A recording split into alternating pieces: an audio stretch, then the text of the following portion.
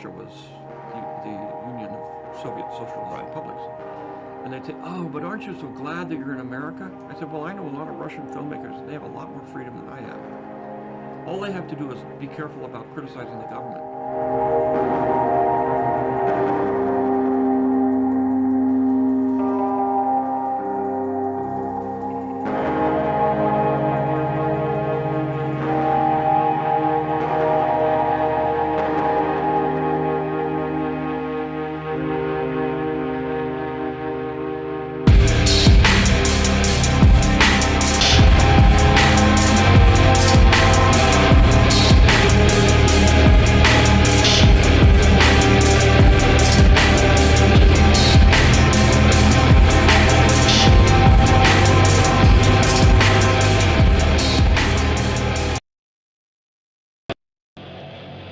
Good morning to most, good afternoon to others, and good evening to the viewing audience across the pond. My name is Jason Miles, and welcome to another episode of Pop Life, brought to you by This is Revolution Podcast. These are shows that are a slight deviation from normal, more serious topics that we cover here on TIR. While the Pop Life series does center on pop culture, we still tackle it with materials things. Before we start, I just want to remind people that the holidays are approaching, and there is not a better gift to give than the one that you don't have to wrap. That is the gift of a TIR patron membership. Yes, you can give the gift of champagne room access to your loved ones, libs, Trumpers, never Trumpers, your libertarian cousin. We're here for your familial needs. And I'm going to put on the screen the gift to patron QR code. There it is. So scan that. Bam! You don't have to wrap shit. You don't have to go to the dollar store last minute, try to find something cute to throw into a stocking. Bam, there you go. Also, don't forget TIR merch.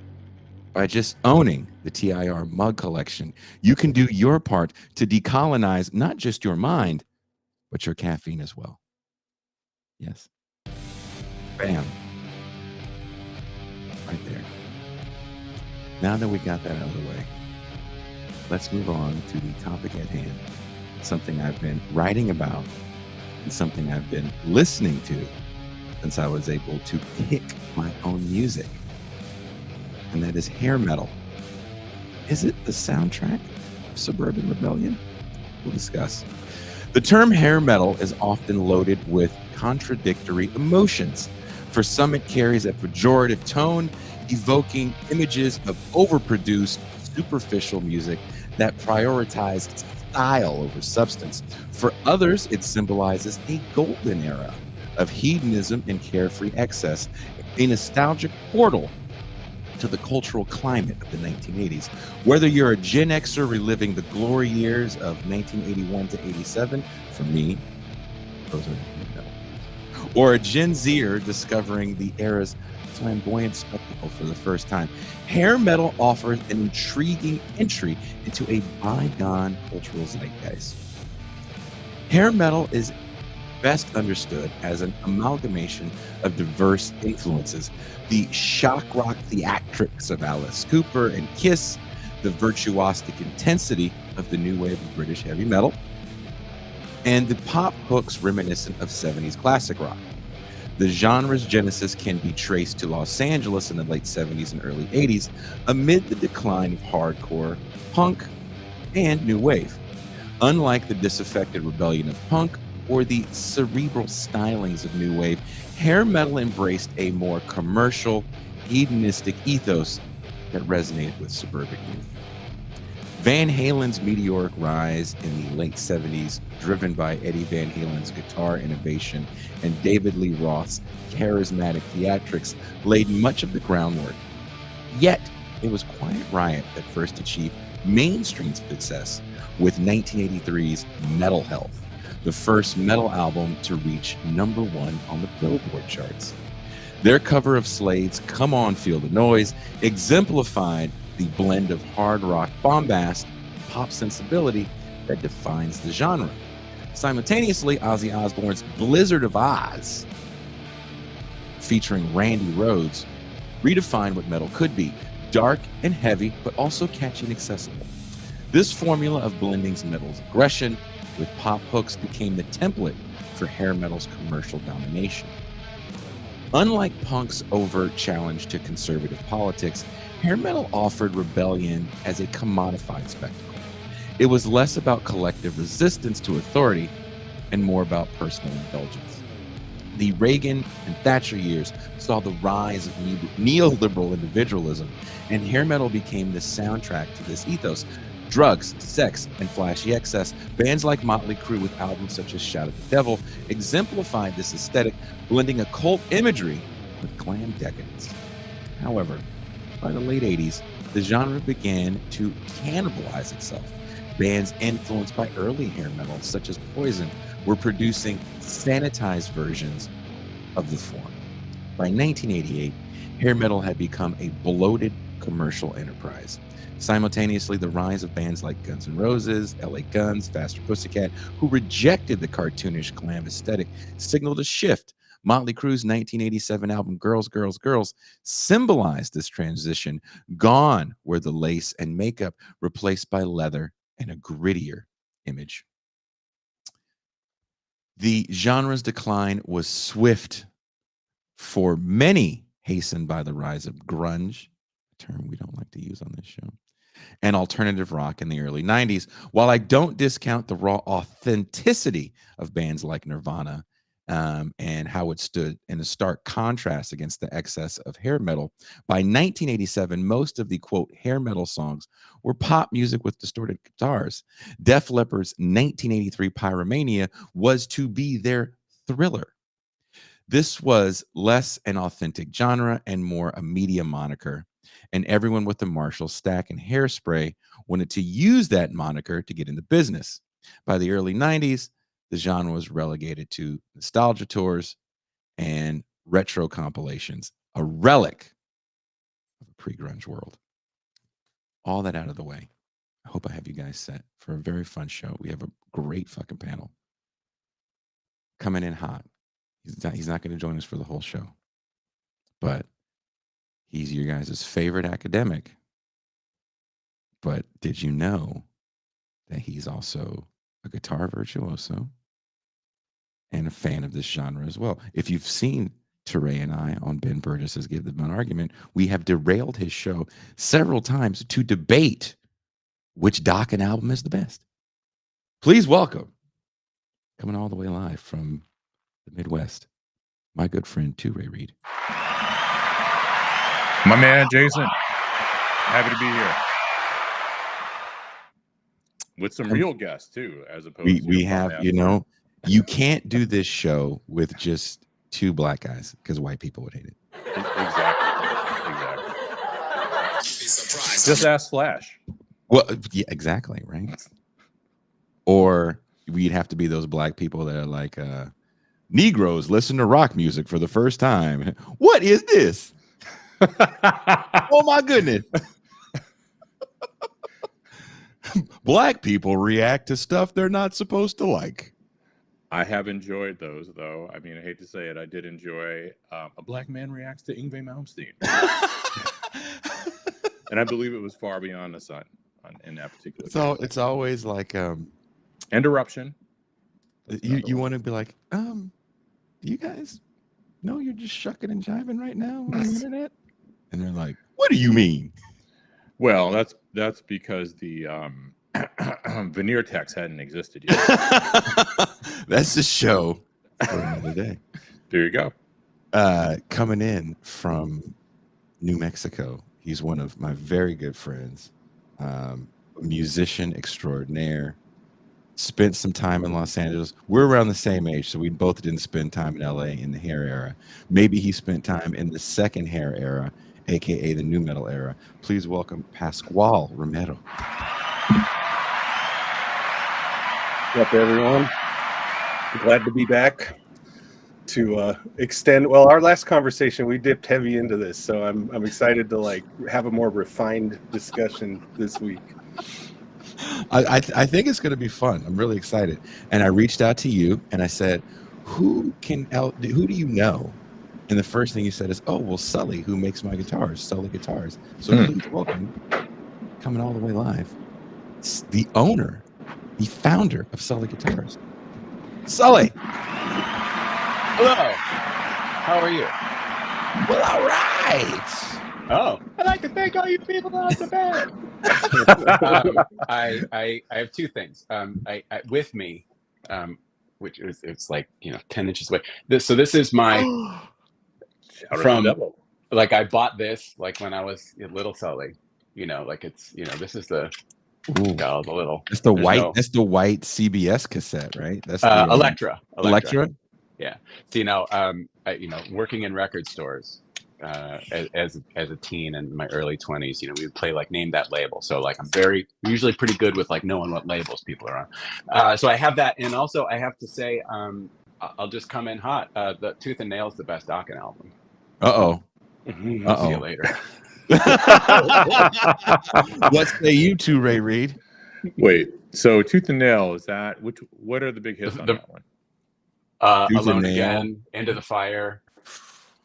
Okay, I think I like Under Lock and Key better, personally. Oh, with In My Dreams and yeah.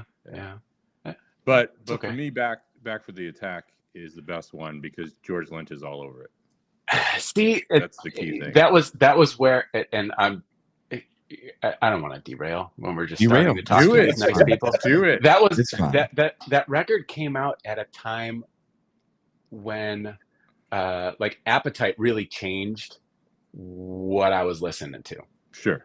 Because this was 87 for Back for the Attack, right? Like late 87, I think. Mid-late. Yeah, sounds about right. And so like, speaking of Yngwie, like that first one, no, I'm sorry, my camera is just mirrored. These are all righties behind me. Sorry, I'm answering questions. Yes. I did a live stream earlier today, so like Caffeinated Sully is entered the chat, and I'm gonna do. You be careful of the chat. Be careful. Don't gaze into the abyss, Sully. I know. I've seen the internet, but I did see a direct question. So yes, these are yeah. Dokken.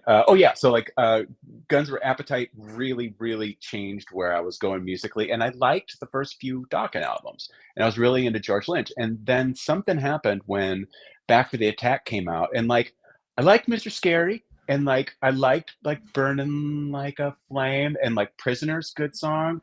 There's a few others on there that I'm like, oh yeah, that song rich. But then like I'm just kind of like, something about George's phrasing on that album to me just sounded like Angry Bees, and it sounded a little less musical. But like, so then I'm like, I'm out with Dokken. But whenever I hear something from that record, I'm like, that's not so bad. But like, I'm not loving like the phrasing. But anyway, that's my Dokken story. Well, that was the year that he did the guest appearances on Tony McAlpine's Maximum Security. And you can tell that George Lynch is feeling particularly confident in his virtuoso prowess. And I have no idea what was happening in the production end of things, but it feels like that he was able to eke out more space for solos. So the solos that he plays in Kiss of Death, which is one of my favorite Dokken songs, it's a good one. About HIV, right? Yeah. And so it's oddly political for a band like Dokken that had some pop successes. But that you can really hear the influence of the kind of shrapnel label players. Yeah. So I don't know. I dig Back for the Attack again mainly because George is all over the place. But I hear the point about his tone. I think it's not so much his phrasing to me. Yeah, but now that as I was saying, like as I hear it again, I'm like, oh yeah, this is really better than I gave it credit for at that time. When Appetite was a great album too. I mean, we're going to talk about pretty good. It's one of the best. It's one of the best debut albums of all time. And I actually, and we're going to get into this, but if we're going to do a hair metal timeline, I think Appetite is the album that kills the genre. Completely agree. Yeah. It's not Nirvana. Stop blaming Nirvana. No. I think it's for me personally. 87. Mm-hmm. It's definitely on its last legs. 88. It's done. When bands are going, we're looking for a band that sounds like Poison. Like the band just came out a year ago. That's your influence, guys. A year ago. What do they sound like? You know what I mean? Well, and by that point, it's all the power ballads too, right? I mean, at the first thing that you got to release now after Whitesnake's "Is This Love" or whatever, which is power you can hear ballads. Michael Bolton over that. But let's look. Hold on, we got to put a pin on it. You Let's could. go back to origins. Pasquale Romero. For you, when does the genre start? And what he could, for me, it's Blizzard of Oz is the first hair metal record because of Randy Rhoads's. Those are some Quiet Riot riffs, and it's such a it's a big departure sonically from Black Sabbath and Ozzy. Listen to Ozzy solo stuff, listen to Black Sabbath. They really sound different, regardless of the guitar player Ozzy has. So for me, that's the first. For you, where are you putting the origins? Yeah, I mean, I think, you know, Blizzard of Oz is a great place to kind of pin that. For me, it was hard because as you kind of brought this up and talk, you know, and you kind of asked the question of like what's the origin and sort of where did it evolve from? And kind of as we were talking last week, it sort of dawned on me like that it was earlier than my brain wants it to be, because I'm thinking like, you know, for me it's like Shout at the Devil or you know, Rainbow in the Dark or something, like something that's just got like that very like that specific sound. But then as we were talking about bands like Hanoi Rocks and stuff, I'm like, well, there's a lot more roots to that, like that deepens. So for me, I don't have a good answer for where it starts exactly for me, but there's this sort of blur from like 78 to 82 that just all of a sudden a bunch of bands were starting to do this thing where like you had like bands like Iron Maiden and Motorhead and like that were very roots oriented at their inception, and Motorhead never really changed, but as that kind of decade shifted, you know, you've got like, I think Blizzard of Oz landing at 1980 almost is the perfect like starting line for it, you know. So I think I would agree with you on that, because I never thought of Ozzy as hair metal because of the marketing angle of hair metal. And this is just me, like as a listener growing up, you know, like I was like, Ozzy's not hair metal, like he's metal. And but yeah, like I kind of look back on it and sort of analyze it from the perspective of like where, you know, what really were the elements that made it that, and then you have to land on guys like Randy Rhoads, you know. So so I do agree with that. I think that's, you know, that's a pretty good starting point for me. And I think some people find it controversial, but it's like, I don't know, man, like that those Randy Rhoads riffs basically stayed alive through that entire decade. So you go to any Guitar Center, like it's just every kid learned, you know, Crazy Train, and every band sounded like they were doing their best to sound like Randy Rhoads, like every guitarist did. It just, you know, there were definitely some innovators, but that blend of that like rock and roll ethos with just savant level like instrumentation and composition and phrasing and rhythm, like it really just, he was like, here's the bar, now everyone can trip over it for the next 10 years. Sully, what say you? Well, I'm coming at this from a different spot, because I was there when it happened, man. So like hair metal wasn't a term until after it was dead. Yep.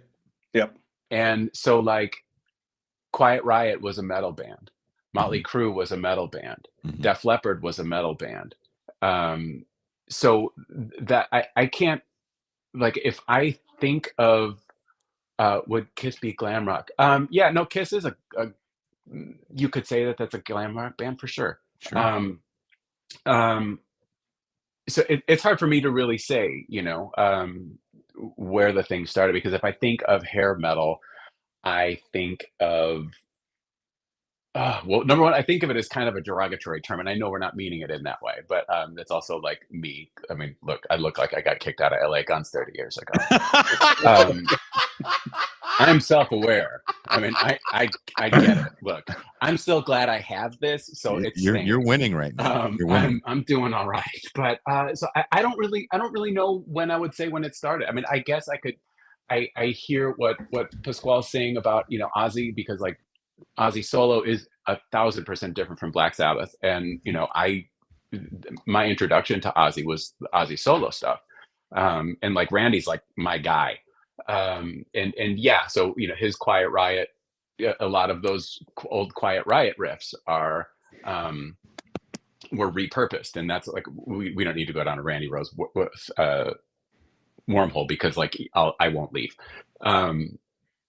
So yeah, I don't really know where I would say. I think that, you know, yeah, sure, you could say Ozzy going solo. Sure, that's cool.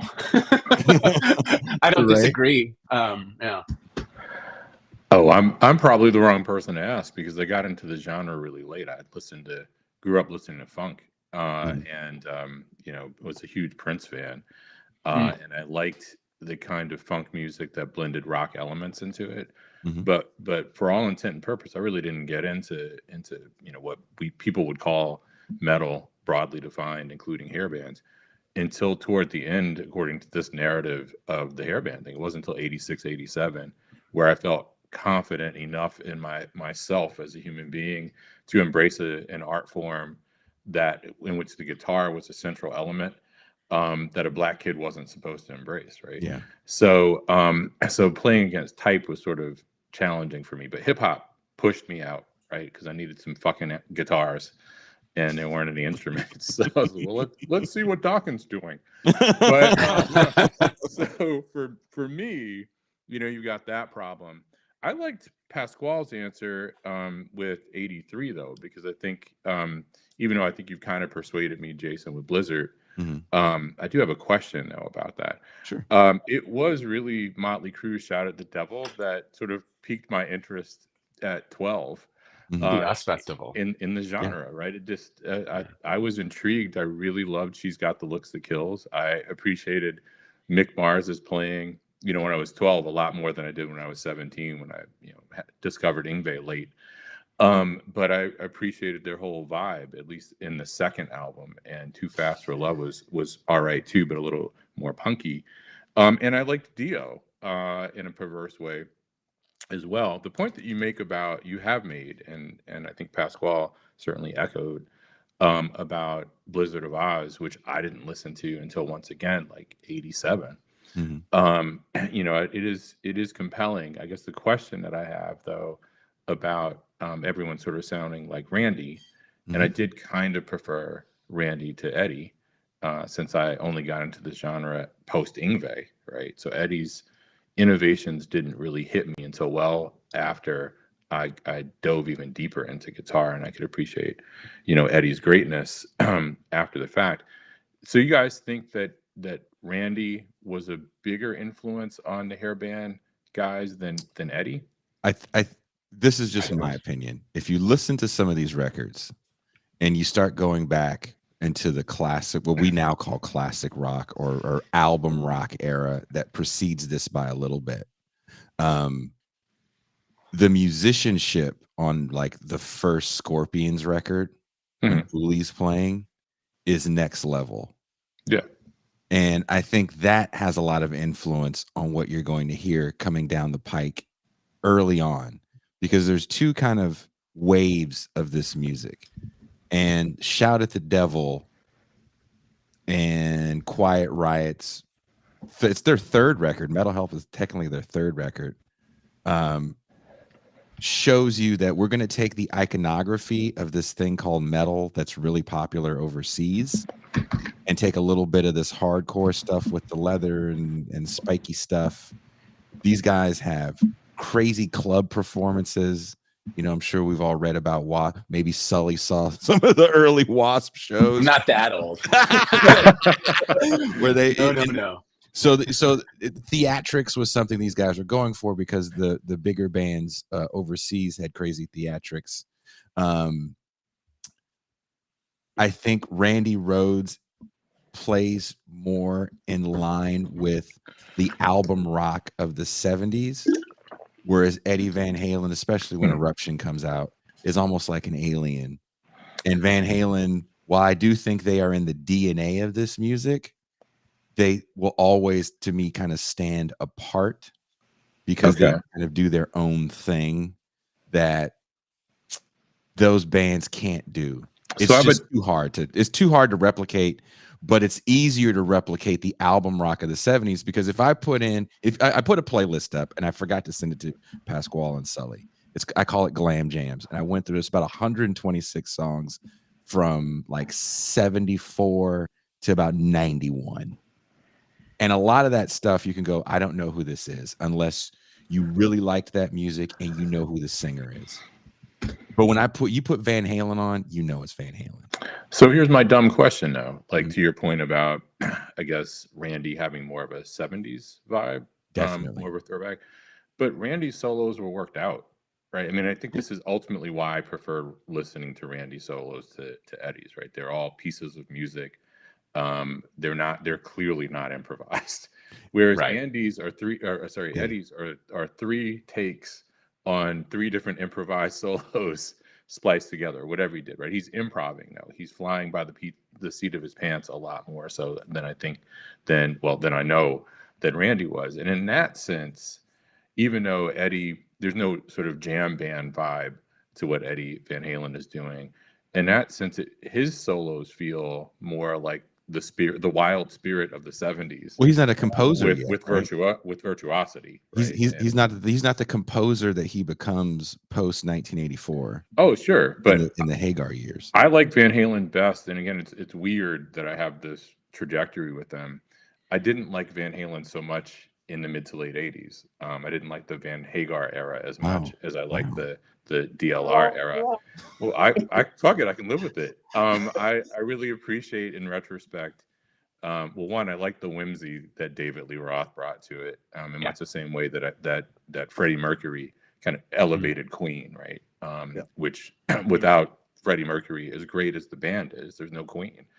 But also I think that with Eddie, his playing in particular in the first 2 to 4 albums, I mean, it's amazing. Even if I couldn't appreciate it until well after the fact, from the tone compared to what other people are doing. But there's a whimsy in his playing too, right? There is a fire there that's really different at the very least from Randy's, because Randy's are worked out. And so there's a magic, if you will, that's a lot more like what you're going to get from 70s bands in that Yeah. sense. You think Again, so? with virtuosity, Totally. which you're not going to get, than what you're going to get out of Randy. That's my. Yeah, I totally agree. Yeah, I kind of wonder, because it kind of dawned on me, like there's this again, because hair metal is sort of like a post facto definition anyway, so like what is it anyway, but when you talk about Van Halen sort of standing apart, like to me in my head it's just like very obvious. I'm like, well, no, like Van Halen and like Motley Crue are in very different lanes, and the spirit is still there in both of them. But I realize like there is this kind of like musician that's on the Eddie side that always stood out a little bit in terms of just not feeling like the rest of that arena. And I right off the top of my head I think of Nuno Betancourt, and like how Nuno is a very Eddie kind of guy. Like he's a really gymnastic kind of like dynamic all over the place guy that's pushing some very weird sonic boundaries with like unconventional kind of progressions and stuff like that. And the reality is when I think of Extreme, like I think I love Nuno's work, but I saw Extreme last year touring with Living Color, who I was mainly there to see. But I and I loved watching Nuno play. I just, every time I've seen him play, I've always been just fascinated by him. But I'm also like, just the way he writes songs is like kind of secondary to how he plays them. And I feel kind of the same way about Van Halen, because in the Diamond Dave era, like it felt like Dave was really at the wheel and Eddie was just like putting the gas in the engine, and Nuno's kind of like that too, because I'm like, really in a vacuum, like I don't really think they're not a band I would listen to very much, but like when I hear like that solo in Play With Me, I'm like, Christ, like he Great takes solo. a lot of that kind of like Yngwie classical vibe, but then he also just goes into this like kind of bombastic, like all over the place playing that Eddie was kind of known for. So to kind of wrap that all up, it just sort of feels like those guys never really fit the genre or quote unquote genre the way I would imagine it. And so for me, yeah, they are very much like Randy lives at the inception of that sound, and Eddie lives in the inception of a different thing that became bands like Extreme, and which are, I guess you could call extreme hair metal. To me, they're a little, they lean towards that kind of like, They're the They're post. eclectic, right? I mean, Yeah. Extreme is very eclectic. They had horns. That They are. second album Yeah. with Porno Graffiti and they're kind of horns proggy and too, Get the Funk Out. Nuno's blending funk influences, and that solo on Get the Funk Out. I mean, I'm with you, Pasquale. I own the first two Extreme albums because of Nuno, Yeah. and only because of Nuno. But I appreciate the weirdness that they bring in the abstract. I guess I don't like Gary Sharon's voice that much. I think that's the big problem. You're just a vocalist hater. You know what? I do mainly listen to instrumental music. So Sammy Hagar years of Van Halen where they But I actually like sound like a band VOR. suck. But anyway, Well, but don't you hear some of like what Nuno brings is a really obvious mix of Eddie and Yngwie, but there's also this kind of Randy-like thing, and you think of the solo and Get the Funk Out. That has some innovation. He does tapping very differently than Eddie. It's more studied than Eddie, right? So he's mixing string skipping with tapping, which gives you a feel that's sort of similar to sweeping long arpeggios, which you don't quite get from Eddie. And that's a solo, like all of Nuno's solos, unlike Eddie's, are totally worked out. And they're very, very musical. And he's like Vito Bratta that way too, where you hear the Eddie in him, no Yngwie in Vito Bratta. All Eddie and some Randy, but the solos are completely worked out. Underrated guitar not player, as by the way. wild. Oh, he's great. Vito Brava, for those that don't know, is the guitar player from White Lion. And I own their first album mainly. Wait, the solo on Wait is a so beautiful tasteful. Solo. Yeah, so tasteful. Sully, what say you on this conversation? Oh, are we on Nuno? Sure. I went down that rabbit hole. I like Nuno. I think that Nuno is very much. I think he's very much like Ed and Randy, and for the reasons that T-Ray just mentioned.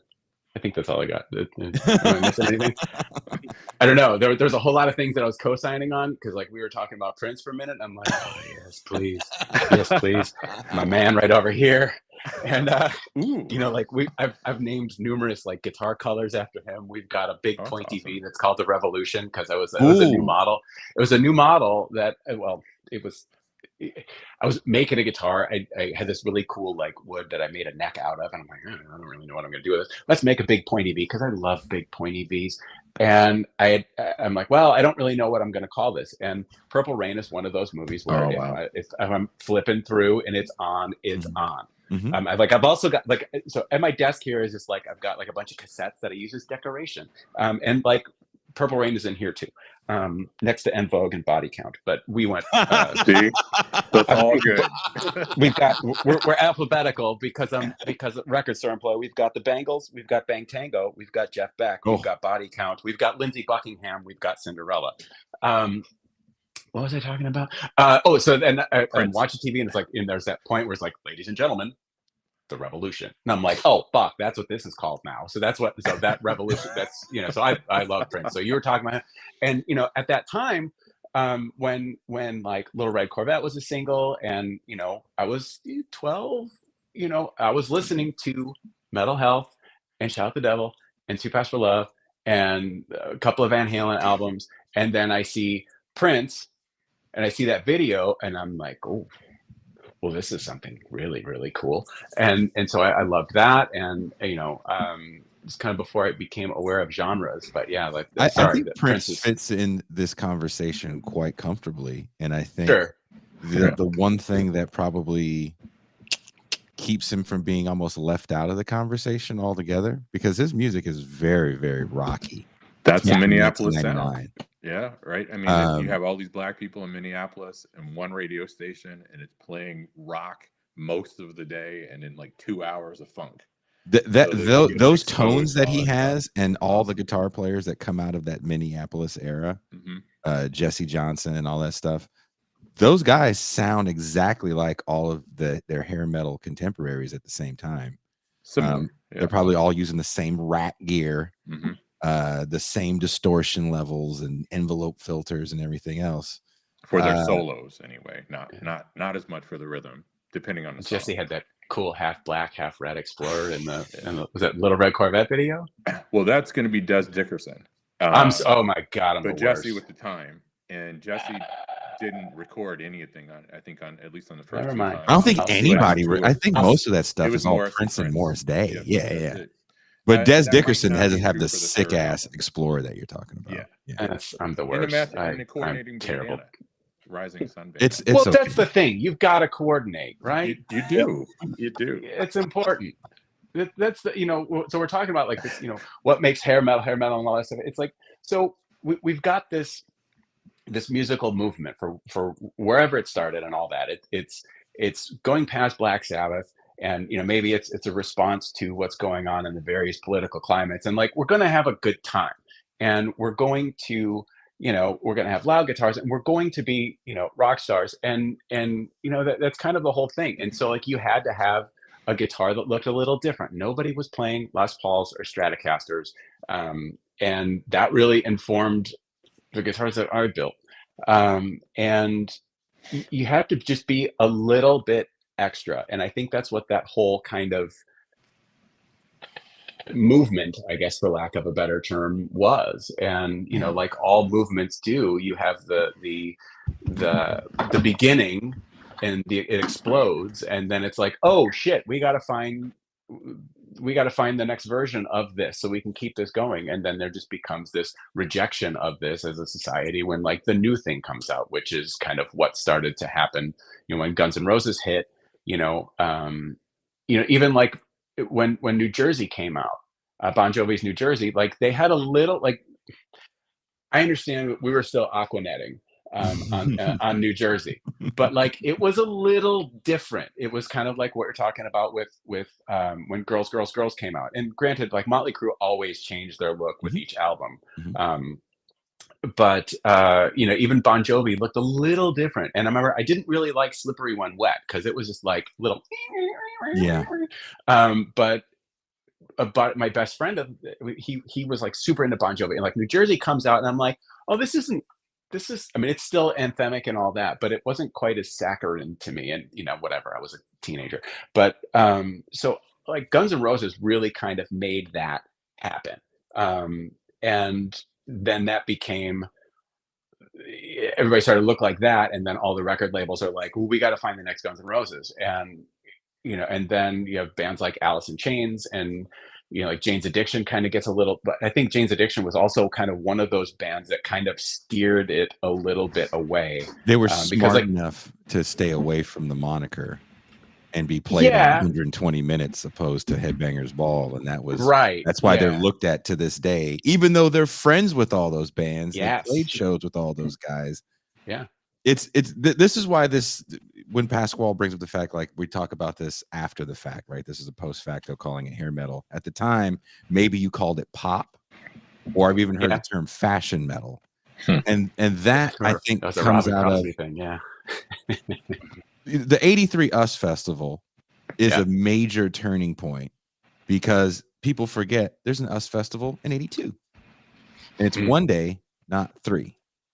And the original US Festival was broke, or the second US Festival, 83. So, Ray, can you whenever you move something, it's sorry. I'm taking notes. I'm sorry. Can you take them quieter, please? The 83 US Festival is broken down into 3 days, and the Hard Rock Day outsold the main day with like David Bowie as a headliner to almost 2-1. So there was about 300,000 people in San Bernardino to see the Hard Rock Day. To give you an idea of how crazy that is, I worked in music festivals in the back end side. doing numbers and stuff, not doing fun stuff like being on stage. I was in an office. And Coachella, I was there. The last Coachella I was physically at was the year Beyonce was there. And that was so big, they opened up the grounds. That was 125,000 people a day. Again, the Hard Rock Day with a lot less bands, over 300,000 people. And we've all seen the footage of Quiet Riot doing Metal Health and 300,000 people doing this. Yeah. And that really is this moment where you see that this music really is maybe more important than even the record labels think it is, because they don't know what's popular at the time. They're giving money to people with synthesizers, right? Thriller is a thing. And I think regardless of the popularity of this music, it's always like, well, how do we make it more accessible to get into more homes, right? We did a whole show on the music of the year 1982. And when you talk about an album like Thriller, Michael Jackson in 82 incorporates a hell of a lot more rock elements into this record, because he understands that to reach more people, I have to have a broader sound. How much of that is MTV though, you think? Because, you know, like Run DMC has rock elements very early on. MTV comes out and says, we only want, initially, people, it's a rock station. We're a rock station. And a lot of the pushback they got from people like Bowie and then CBS Records, when they're like, we're going to pull all our shit if you don't play this colored guy. And we're going to tell everybody that you're not going to play this colored guy. I'm like, fine, we'll play the colored guy. And then you get a couple of colored guys. You get Prince and you get Michael Jackson. Both of these, again, Prince, crazy rock elements. We were just talking about that. And who's the band that's doing most of the Thriller stuff? That's Toto. Yeah. Right? Well, even the one song by Shalimar, when Shalimar is a huge R&B group, right, in the UK and black stations in the United States. But the one Shalimar song that MTV played had a great rock solo by Jesse Johnson. Jesse Jackson's rock solo I'm not in Shalimar. Stop having babies. I don't know how you'd make that a guitar solo, but he will find a way. Keep hope alive.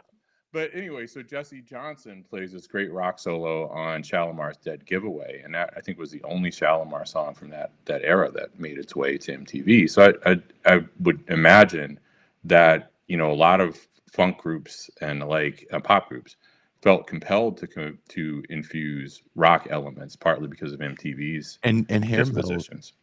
I don't know if you guys agree with this.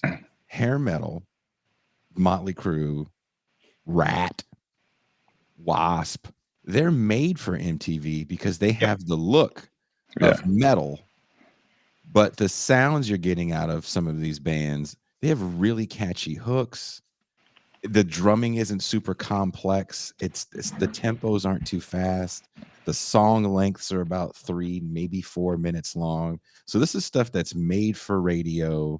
It's super accessible. Only the good-looking guys survive, right? Because I think that's, I don't know if you guys agree with me. I think that's why Quiet Riot only really has Metal Health, and then they're forgotten by 86. I think some of that is Kevin.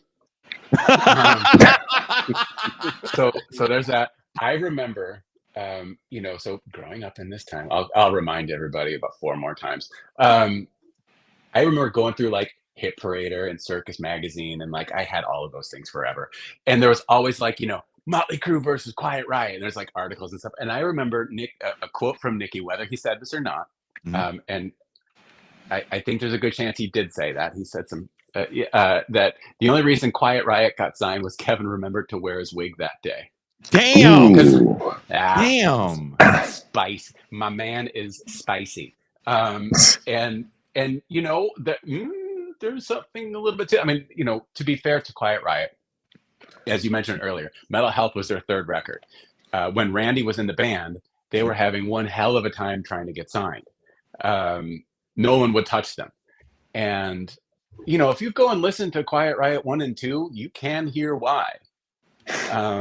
They weren't like those. Look, I am a bit like Randy Rhoads is my guy, but like if those songs weren't that good, just like the songs that I wrote when I was 17 and 20 and 23 and 24 weren't all that great. You could see little flashes of things, and yes, like the live Quiet Riot performances were Randy being Randy. That was when, focus on the guitar player, and this is like there's this kid who's amazing, and so they're gonna have a big club following, but like the songs aren't quite there. Kevin's vocals on those first two albums are not good. And they're not. And if you can find them now, especially like on YouTube, whatever, listen to those things. They're not like Kevin's voice was not that good. He figured it out in time for Metal Health. His voice got stronger. He sounded more like, he got the Kevin DuBrow sound, and it was good rock voice. But like none of those guys looked cool. Kevin did not have good hair. Kevin, poor guy. And yeah, I think that some of it, I think it's tough that other than like, so Bang Your Head, Metal Health, that was a hit. They wrote that song. Yeah. But Come On Feel the Noise was not Cover. their song. And then, there's a whole thing about, we didn't want to record that song, and like, whatever, who cares? It was a huge hit. So, that's good. That's what we're looking for. But like when their second record or their fourth record, Condition Critical, comes out, there's two singles on that one. One's Party All Night. The other one is Mama We're All Crazy Now. Cover. Another Slade cover. And like, so you can make the argument that maybe the songs weren't there to keep them going longer. But some of that is, if your lead singer isn't hot at that era. What killed yacht rock? Killed the popular music of this era? If we go back to 1982, we start looking at what number one songs were. It's bands like Air Supply. Air Supply could kick everybody in the dick right now. No one would know who the hell was kicking them in the dick, because no one remembers what those motherfuckers look like. Christopher Cross could do backflips naked right now on screen, and no one would know who the hell that crazy old white guy was.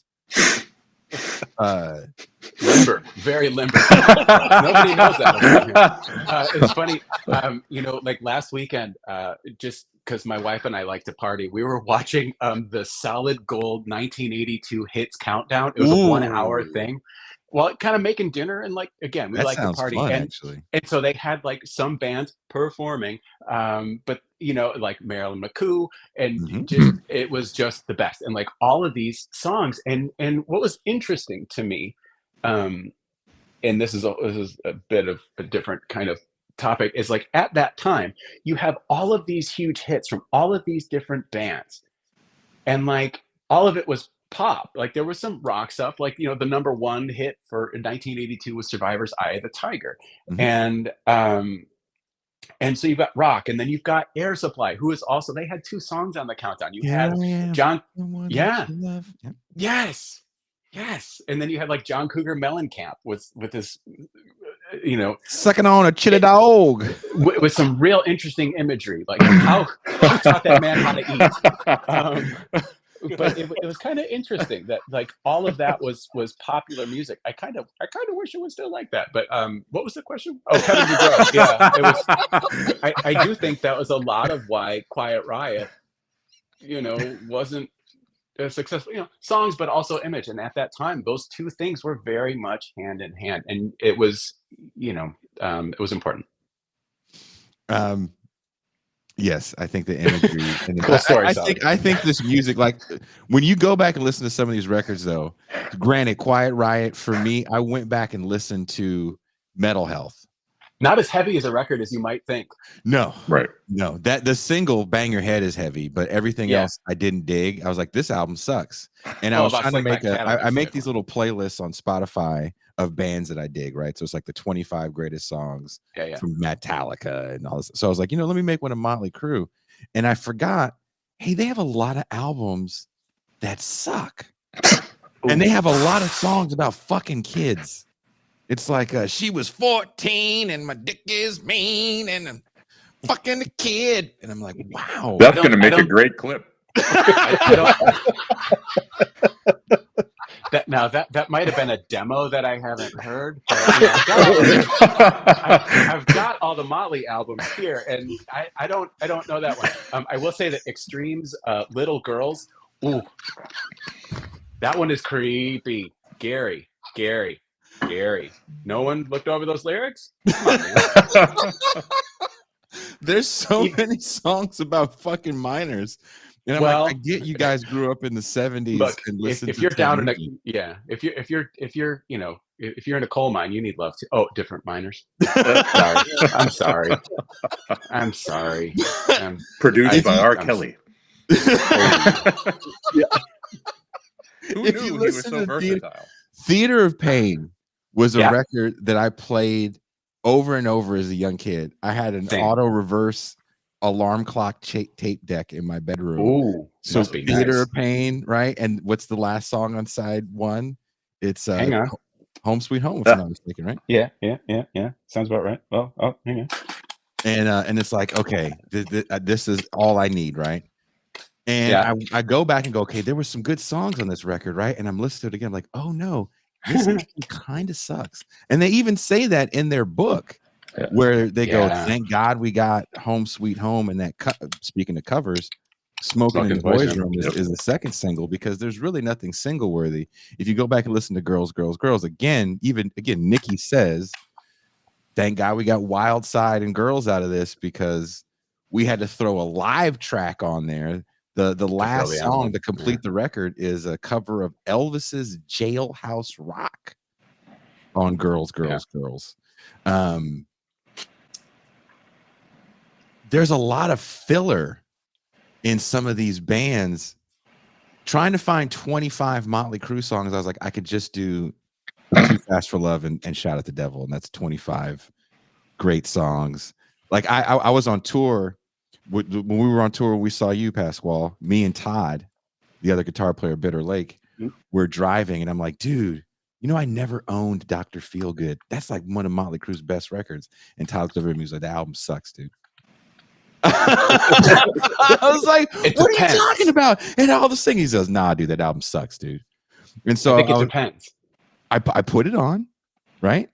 And I'm like, oh, outside of the singles, I don't like this record. Mm-hmm. Well, I want to hear the case for, because Sully said it depends. Yeah, Sully, got to give us the case for. It's okay. So I'm coming from a place from where I'll try not to be a Motley Crue apologist, but you know, they were one of those bands that I was flipping. You know, I was what got me started was Kiss, and they're superheroes. Holy crap, nobody knows what they look like. They play, you know, I saw them like 7 or 8 in a magazine. You know, I'm like, oh my God, I stole a guitar from my sister who was supposed to learn.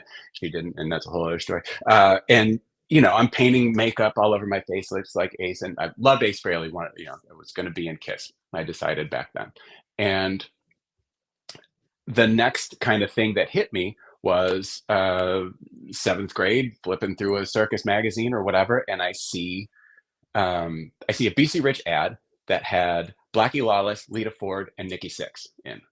And I'm like, I don't know who any of these people are, but they absolutely had my attention because they look cool. They're very similar to, like, you know, Kiss, but kind of evolving that whole kind of idea. And then a few pages later, or maybe it's another magazine, who cares? I see this ad for Shout at the Devil, and it's the 4 guys, and it's, you know, black background, and in red, it just says Every Mother's Nightmare. And I'm like, fuck yes. And so I go and get Shout at the Devil. I get 2 Pass for Love. They're still down here. And I'm in. I'm like 1,000% in. And then so you know, Theater of Pain comes out, and I'm 14-ish, thereabout. And so Smoking in the Boys Room was the first single.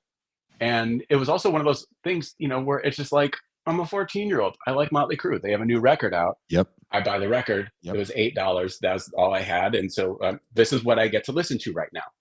And so even, I mean, I like the record. And for a long time, I used to listen, like Theater of Pain was like, got the most play, which is like, what really? There are songs like Fight for Your Rights. I like that one. Save Our Souls, I think, is a pretty good riff. It's got a good feel to it. I like it. Maybe Vince isn't the greatest vocalist in all the world, but like, I like that tune. and then Girls comes out, and so I saw Motley on the Theater of Pain tour. That was like the first like concert I got to see kind of like on my own. I slept over at my friend Mark's house because his mom got us tickets, and I knew that my mom wasn't going to let me go see Motley Crue. So I stayed over at Mark's house, and we saw Motley Crue at the Rosemont Horizon, and in Chicago, and that was awesome. Girls comes out. Wild Side, I think, is Motley Crue's best song. To this day, anytime I hear that song, I'm still like at that spot. I'm like, when I first heard it, I'm like, God, this thing fucking rips. And girls, good time. But yeah, like I can, drugs are powerful, and you can have, you spend your whole life writing your first record, maybe your second record, and then what? And then you become famous, and maybe your singer gets into a car crash and kill somebody at 24, and and yeah, the song, and you're super interested in drugs. Yeah, your songs probably aren't going to be your best. I think that when they get to the point where Dr. Feelgood comes out, and all right, we're clean. It's a good sounding record. Yeah. If I'm gonna go listen to Motley Crue, which I mean I do, I'll usually listen to Shout or like a playlist, but like I don't necessarily always listen to like Dr. Feelgood. But like there's a lot of pretty well written, cleaned up, well produced. There was a shitload of hits on that record. Yeah. And I think at that time, I mean, sure, if you are interested in that band, this is their new effort, and it's like, yeah, I like it. I'm not winning anyone over with this argument. I'm just sharing that was I think you bring up a point that I've been trying to make about this music, and why another reason why it's so popular too is right now we have the history of recorded music in our phones whenever we want it, right? We have access to every record imaginable. I will never listen to enough music. People ask me often, what new bands are you listening to? I was like, new bands? I just did a show about the music in 1979, and there was 345 records released that year that I discovered. And of that 345, about 100 of them are pretty fucking interesting, and I've never heard them before. So there's just music in the past I'm still finding out about that I think there's music in this genre I never got to hear because, to Sully's point, I couldn't afford to buy the tape. Yeah. So if you're a Motley Crue fan, you bought Motley Crue records, right? So I saved my lunch money and would buy tapes off a friend in school that was done listening to them. I'd be like, hey, dude, you got that Theater of Pain? You know? Fuck yeah. And I thought it was the coolest thing ever. And so I was like, this isn't, listening to it now, I'm like, this isn't a very good, Save Our Souls is cool-ish. Yeah. But it's a good deep track, I think. I think if you're a fan and but I don't think it's gonna. It may not. If that's your introduction to Motley Crue, I don't think you're. Oh yeah, I'm in. Like Pasquale, what do you think about this? Because like I said, we're around the same age and probably have the same problems trying to find. Yeah, I mean it's interesting because like so my kind of arc to finding metal in general was a cousin who's about 4 or 5 years older than me. Actually, it's like 3 years older. Anyway, she was in high school in the late 80s, and she was a huge Motley Crue fan. And so Dr. Feelgood was like the second thing I'd heard from them. I mean, I'd already, this is still, I'd already been listening to some of this stuff, but like it was just, I had Shout at the Devil and then Dr. Feelgood. So the middle of it I kind of missed until I got a little, like middle school or something. And so Dr. Feelgood has always stood out to me in that I love the guitars on that album. I love that they went down tuned. Those riffs sound really good low like that. I think of the riff in Dr. Feelgood and the riff in Kickstart My Heart are like two riffs that, regardless of what you think of the album, I think are just so iconic and so heavy, especially for mainstream metal at the time. So so I'm kind of like, I wouldn't say I'm an apologist for the whole album, just because there are a lot of songs I kind of just skip over. But like the fact that those exist in that album kind of make me pretty warm to it. So yeah, and kind of in the way Sully says, like, yeah, I'm gonna defer to the earlier stuff, kind of, if you're just pressing me to like pick something to listen to. But man, like every time, I mean, every time I hear that like opening riff, just that chugging palm mute of Dr. Feelgood, Hell yeah. it's just like, I'm like, damn, like that just catches me every time. Same thing with Kickstart My Heart. Like that song just rips, and it's such a fun song to play too, when it's just a very twangy like rock riff, and kind of punk even. Say it's even borderline thrash, and it's like, so yeah, that's my 2 cents. Is like, I've got no hate for that album at all. I don't listen to it a lot, but man, those bangers are bangers. And but that does kind of like bring me around to the, like, is that sort of where the genre was sort of collapsing in on itself? Because that's such a produced, like, very, very kind of just super studio album. And so, and it's Bob Rock, so it's this is where the guy that just establishes what radio metal sounds like for the next 20 years comes from. And so and I think you can see that, because you can see that like Dr. Feelgood and Metallica's Black Album are in the same, they were pulled from the same sonic ingredients. Like, it's just a wall of low, heavy guitars with a lot of chugging, just strength to them. And in both cases are very polarizing with the deep cut fans. Cause I mean, even I'm not the biggest fan of the Black Album, but like I do, in hindsight and with some years of like calming down, I've gotten to the point where I can at least admit, like, that's a sonically brilliant album. But yeah, so that's where I'm at. I don't know. So I don't hate that album. I do agree that end to end it's not super strong, but it's hard to deny that like the big riffs on the album are just crushing. For me, that album is kind of emblematic of the end of that moment, because if this music is supposed to be an accessible form of heavy music, which it really is in the early years, and it's still somewhat heavy, by the time it really takes off and albums start flying off the shelves post 82, and the reason why I post 82 is such an important year is because there actually was a lull in record sales before Thriller.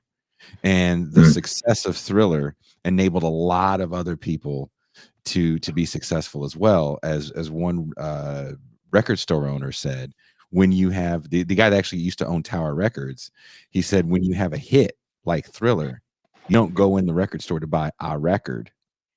You go in to buy other records that might be similar sounding. That's why we got all fat during the lockdown, because you don't order one cheeseburger from DoorDash. Right. You got to get like you don't four. get one it's too chicken sandwich expensive. from Popeyes, right? You got to get two Right. chicken sandwiches from Popeyes. Just for So you got to get Lionel Richie's "Can't Slow Down" when you get Thriller. You got to get 1999 when you get Thriller. There's so much good. When you look at the year 1982, what came out that year across the board, there's a lot of good shit that came out in 82. So 83, it's like, okay, well, we see that this Iron Maiden shit is successful. What if we made a more accessible Iron Maiden? And that's really what you get with Motley Crue. Def Leppard, who's kind of in that milieu. When you see early pictures of Metallica, when I say early, I mean the Cliff Burton years. So what, 83 to 86, pretty much. They would wear Def Leppard shirts, because Def Leppard was part of the quote unquote new wave of British heavy metal. In an interview with Joe Elliott in like 2009, he says, when we made Pyromania, we were trying to make our Thriller. We wanted a big time producer and we wanted singles. I like that song, Photograph. I think it's a great song. Good song. but it's Yeah. pop song. Musically I great, think yeah. Pyromania and High and Dry are great albums. I mean, I enjoyed both of them. High I and didn't enjoy Dry any- and On Through the Night are great albums. Yeah. I didn't enjoy anything after Pyromania with them, though. I mean, Yeah, I see. wasn't their market niche. That's the issue. So I can live with that. Did you like Pyromania, Sully? Yeah, that was the. Oh, we can't hear you. Is it a sound Hang delay? on. No, Oh, we should be good. hearing- Hang on. There's just a delay. Yeah. Sorry, it's our Oh. fault. It's, you know what? It's probably my fault. Here, wait. Oh no, is that better? Yep, perfect. Okay, good. Sorry about that. Yeah, no, I liked Pyromania. That was also one of those records that were out at the same time as like Metal Health, and Pyromania had a ton of hits, and you know, there was on the radio all the time. And so, you know, as I'm buying 45s, you know, I get Rock of Ages and Photograph, and it was on Friday night videos every night, every Friday night. And but yeah, they lost me at Hysteria, because like I do prefer Def Leppard when they sounded like AC/DC, or then Ooh. like an evolved. I do. They do. That's what they said. They said Phil Collins said in that same interview footage, we wanted to be AC/DC and Queen. Yeah, that makes sense. I mean, that makes sense. And then, you know, they had Mutt Lange doing the production, who did Back in Black, and a lot of that was his. You know, the Def Leppard stuff was a lot of his handiwork with background vocals, and that's not like that was on Back in Black, but you know, yeah, that was very, yeah, great point, Sully. No, I think when you I listened to Pyromania yesterday. I was actually driving to the laundromat and to go downtown here in Rosarito, and I was like, I want to listen to Pyromania because I was watching all these hair metal interviews, right? Yeah. And I put Pyromania in because I never owned it. So I'm listening on Spotify, and I'm like, okay, I'm not gonna fast forward any songs, even though I don't dig it. Okay, yep, I get it. Okay, and then you put in Hysteria after that, and you understand why it took a year almost before Hysteria took off, because the singles they released, I believe, Women was the first one. It was. And I can't remember the second one. It didn't hit. They had to release Pour Some Sugar on Me. Yeah, and that's do what the broke it. live video thing. And then that record goes into the stratosphere. But they're a band that they tried to avoid the new wave of British heavy metal moniker, which they've kind of only people that are like hardcore music guys maybe throw them in there with that genre. But I don't know if they can get the hair thing off them, even though I don't even know if they're really hair metal. They're, to me, a pop rock band that had hard rocky metally roots in the late 70s, early 80s, and all but abandoned it once they went to the United States and figured out how to make real money. I think you can put them, if you're having a discussion about hair metal, if we ever do that sometime, I think you could put Def Leppard in with that, but it's not, you know, right?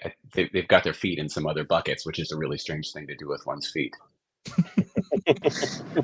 Pasquale, what say you about Def Leppard? Yeah, I mean, it's my kind of view of them has always been, again, like, you know, the same way Van Halen sort of sits in a different lane, like, and again, like, I'll always throw the disclaimer in that hair metal just isn't a genre until after it died, but it doesn't really have the same like level of the energy and excess of, like, you know, capital H hair metal is just you know, it's just not there with them, you know. It's, I mean, yeah, they were like a rock band of the era that still partied and did all the, you know, fun stuff, but like their image was very different, and I think MTV and that kind of like shaping of their image was very deliberate, but they just did not sit in that, like, you know, they just seemed like they were completely in a different lane. And musically, I mean, the singles as they were kind of peaking were certainly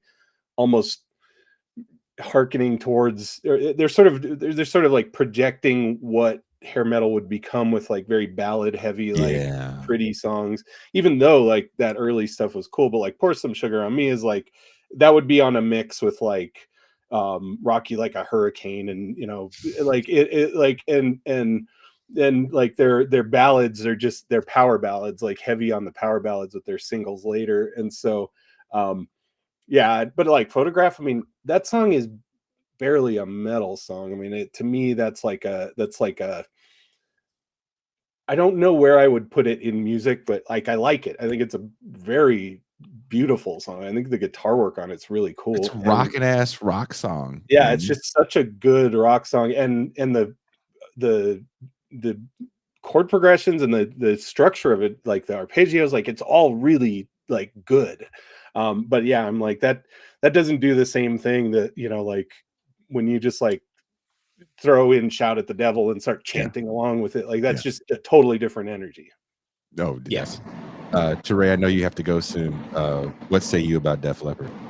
I think I said what I needed to say. I liked High and Dry, and I liked Pyromania, and then I'm out. That's a pretty straightforward proposition for me, but they had some great songs on those 2 albums. And you know, I thought when Pasquale was talking about Photograph and whether or not it rocked hard, in a way it reminds me of Van Halen's I'll Wait. I'm not saying they're the same thing, but I'll Wait I liked because I wasn't really into hard rock at that time when that came out. But or whatever the hell that song is from 1984, the last Roth album. But it, you know, was a pop song. You know, when you get down to it, heavy synth song and that kind of thing. And maybe Photograph is sort of similar to that. I had a question for Sully, before I leave. X-Files. I was watching X-Files earlier. Well, we look a lot alike too. I get that all mainly the time. cataracts that make you look alike, though. But I understand. So I'm a Charvel Jackson, Jackson Yes. Charvel player. That's so I the like correct. my pointy guitars. My pointy guitars. And for people who are not familiar with Sully guitars, how do Sully guitars compare with Jackson Charvel? Are they good for those pointy guitar people? So you're really setting me up nicely. Grover Jackson actually is as influential on me as Ace Frehley and Randy Rhoads was. As a kid, I had, you know, pictures of posters of Rat and Motley and all that all over my wall. I also had Charvel Jackson hats, and specifically this one that was it was, you know, it across the top said, "We don't pay them, they just play them," and it was, you know, a picture of their guitar and the and then it has a picture of Grover and he's holding a neck, and there's like this cross section of the neck talking about like a compound radius fretboard and leading innovation and all that stuff, and it's 1,000% true. Grover, that absolutely shaped what I do. I mean, you can kind of see. I would say that if you enjoy playing guitars like those, then yes, what I do is similar to that. I'm not going to say we have the same neck shape, but the same kind of spirit in that they are both very performance intended instruments. And, you know, I'm very fortunate that Grover is a friend of mine. And, you know, we made a batch of my guitars together a few years ago, and, you know, I speak to him pretty regularly, and, you know, quite frankly, that's quite a trip. So, you know, he doesn't need anyone to kind of pick up the flag because Jackson Guitars is still doing that. But, you know, what I'm trying to do is a very similar thing in that, you know, a performance minded thing, but also like, you know, when Pasquale reached out to me, he's like, "Hey, do you want to like do this podcast? It'd be a good time, and, you know, we're going to talk about hair metal." And I'm like, "Oh, fuck." Yes, of course, I'm happy to talk about how much I love Motley Crue, but also like, I mean, I understand, like I said earlier, that it looks like I got kicked out of, you know, one of those bands 30 years ago, and I still haven't gotten over it. But like, I've listened to lots of music since I left high school. And I don't want to kind of be pigeonholed into that. And so like my guitars, while they have their foundation in that sort of thing, I mean, I'm really trying to take the spirit of fun and to have the permission. I want the person to pick up one of these things and like have it feel like their favorite pair of jeans that your ass looks good in, or like, this is my favorite jacket. I'm gonna go out and I can just I'm gonna rule like everywhere I go. It's the same kind of thing. Those things, you put them on and it gives you permission to be a little extra, and that's really what I'm trying to do. I'm really just trying to help the people to enable them to be their best selves. They are very cool looking guitars. And, Thank you. The V reminded me a lot of the Concorde. So that's what we call it. Mhm. And that so Randy being a huge influence on me, I was very apprehensive in doing one of those because a Jackson Rose to me is a perfect guitar. It doesn't need me to talk about it, and 100 Wolves, I'll show you in a second. So this was a NAMM guitar, and I'll go grab it real quick. And I was, for NAMM shows, I try and do something that's, a little bit fun. You need to have something that's like, oh, what is that, to draw the people in. And so I drew this thing, and I sent it to Grover because at that time, well, this was going into 2020. Grover, a few years before, launched a company called GJ2, and those guitars are great. And he discontinued. He stopped making them a few years later, but one of them was a Concorde, and it was basically a Rhodes style that had like a little swoopy thing, and instead of like it's a technique. That's a design term. I don't want to bore you with.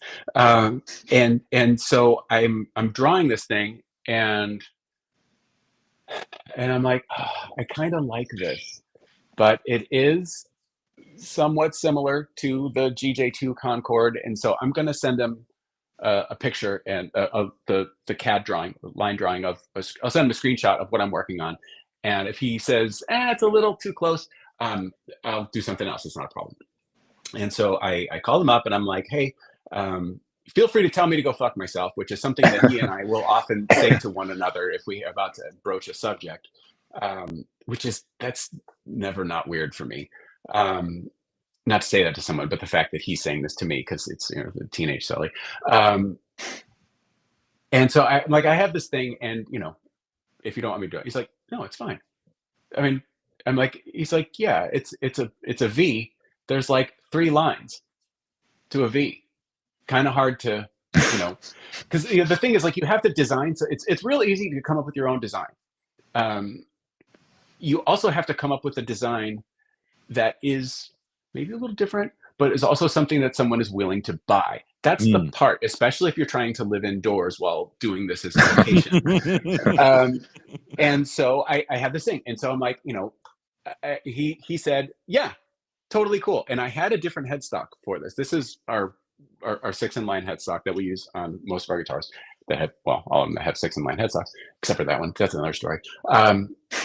But I had another headstock planned for that. And he said, but use your main headstock, this one.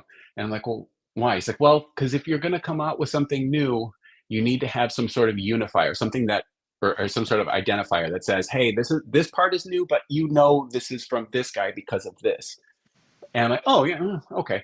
And the other thing that I did, and I think my earbuds just died. Oh, no. Let's see. Can you hear us? You're good. I can hear you, but everything just changed. I heard a little. Maybe it's the aliens. And so one of the things that I changed about this is that this top is not flat. Like on a Rhodes, you've got like it's an bevels and arch stuff top? to make it easier. It's got a very, very, very slight radius. Yeah. It's subtle, like the B in the word subtle. So yeah, it goes skinny, skinny, skinny. So it's a little bit more comfortable. And Grover owns the trademark for the Concorde name. And he's like, if you want to license that, we can do that. And I said, that's kind of weird, and I feel kind of like I don't have any business doing that, but he's like, you should do that. And I'm like, okay. So that's the Sully Concord. Now, this is 71 Trella, and I'm sorry, this is not a Sully Guitars commercial, although I mean it really should be. This addresses all of the issues I had with the Gibson Les Paul. I always wanted one because of Ace. I had a few. I didn't keep any of them, not because they were poor quality or anything like that, but I realized that Les Pauls are short scale guitars. I don't do well with short scale guitars. I prefer 25.5, which is a Fender scale. It's kind of like your favorite pizza place is the one that you grew up with. Yep. You know, same kind of thing. So I just started drawing, and I spent 4 years on it. And some people might say you could have spent a little longer, but this is what we came up with. So it's thinner than a Les Paul. It actually has a comfortable neck heel. You can get to the upper frets. Yeah. It has a headstock that won't snap when you look at it funny. And you know, I mean, yes, it gets its foundation in a super old-timey design, and yes, this looks super oldie-timey. I'm a big fan of taking something and making it look, you know, set decoration. Relic-y. Yeah, I like it. Actually, I made this to spite someone because I had a bunch of like nice tops, like nice maple, and it's like, why do you paint over that stuff all the time? Well, number one, because I'm a monster, and so I decided I would do this and just paint it black because you.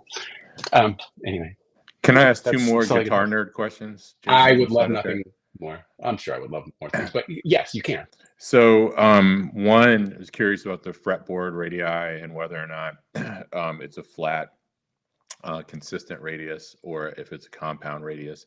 And the second question is about neck shape, and someone had anticipated this question. I was curious if the neck shapes are more C-shaped like the Charvels or a little flatter like Jackson's.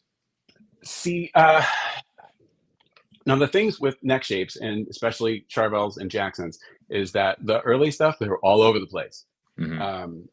So one of the things that, well, the quick answer is it's more of a C shape, because I do tend to make them a little bit on the thinner side, and there are some things that factor into how the neck is going to feel. One, you have your overall thickness, you know, from, you know, the thickness here. And the second part to me is how that back shape fills your hand. And if you have like a thin neck that's got like a wide flat spot down the back of it, some of my Jacksons do. I've got a Charvel in the closet that does. And I like that neck, but I do want something a little bit more, as opposed, you know, more of a rounded shape that's still thin. So that's kind of what I started doing. So I'll fill your hand a little bit more. You can chop that up and use that statement however you like, but it will still stay thin. Yeah, that's fun to say. As far as fretboard radius goes, we do a few different things. So we have the customs that I make in shop here just north of Dallas. We also have our production line, which are made in Korea, called the Conspiracy Series, because wordplay is fun. And the Conspiracy Series guitars have 12 to 16 compound radius fretboards.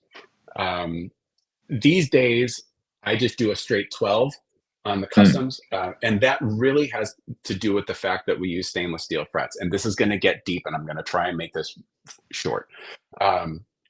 So stainless steel frets are harder, and they are slinkier than the commonly used nickel fret wire. They don't wear out like nickel fret wire does. Overall, it's just a faster, nicer playing experience. Stainless steel has its own quirks in working with them, specifically when it comes to the radius of the frets. When you're installing frets, I'm so sorry. Nickel wire, you can overbend it to the radius, because the fret is pressed into the fretboard, and then the fret kind of straightens out, and there are little barbs, Barbara for long, in the fret that will bite into the wood, and that's what holds it in place with a little glue and luck and hopes and dreams. Stainless steel, you have to match the radius exactly to the radius of the wire to the radius of the fretboard. because if you take a piece of stainless steel fret wire that is at a 10 or a 12-inch radius, and you try and press that into a 16, it'll go in, but it's coming out. It wants to spring back. So one of the things that I started doing a few years ago in order to help me get these things done faster is to get pre-cut stainless steel frets that are cut to this taper, and they're pre-radiused. And I could say we're going to do a 12 to 16 compound radius, which there are issues with that, but that's a whole other thing. But then I have to tell the people that are making these pre-cut, pre-radius frets. So frets 1 through 4 are a 12-inch. Frets 5 through maybe 10 or a 14, or the radius changes as you go up. Look at me. I'm way too pretty to understand all that math. And so until I can take the time from whatever else I'm doing and look at a compound radius fretboard in CAD and identify exactly what those radii are, we're just going to go straight 12, because you could say, well, Les Pauls are 12, but that's true. But if you've ever heard of a guy named Chris Broderick, pretty good guitar player, Big fan. all of his signature models, straight 12. Yeah. And if Chris Broderick can get around on the 12-inch radius, damn it, so can you. Yeah. And then we also have them plecked, which is it's just basically a robot that levels out the frets. It scans the frets and then levels them out perfectly. So you're not going to have any problems with a 12-inch radius. That's what just she true. said. Yeah. Oh, damn it. Let's be real. She did not say that. We all know. Unless Hey, you're well, thank you. I appreciate that. A nurse in a birthing ward, maybe. They're really quite beautiful guitars online, so I appreciate Thank you. The details. Thank you. I appreciate the question.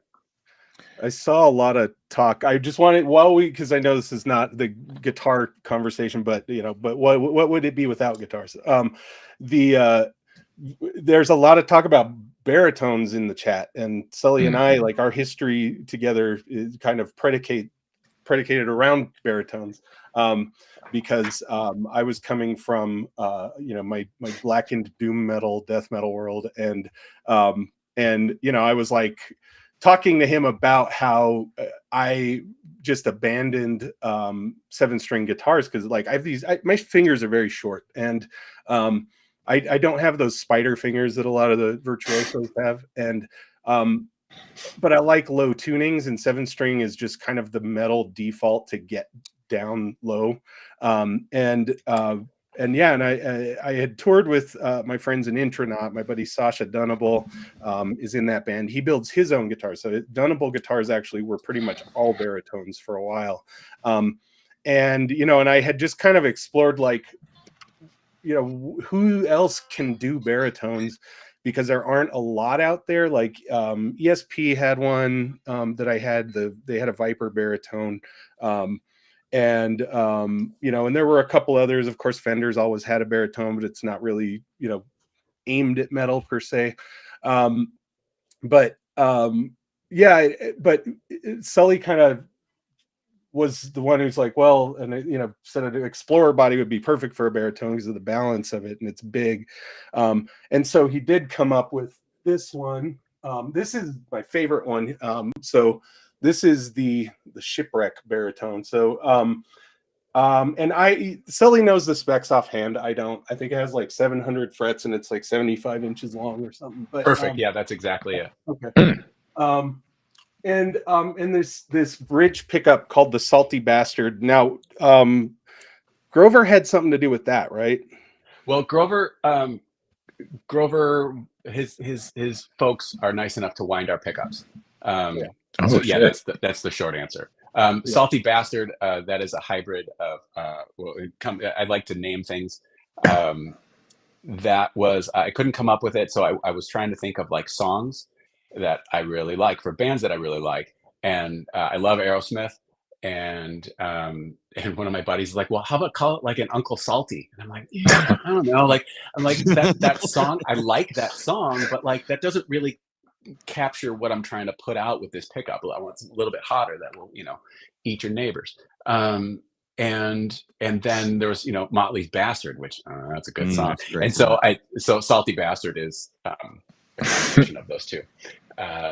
Yeah, so that's the Pasquale's Baritone Elita is a 27 scale, 22 fret. That is a Conspiracy Series guitar, which are made in Korea. Yeah, it's got a salty in the bridge.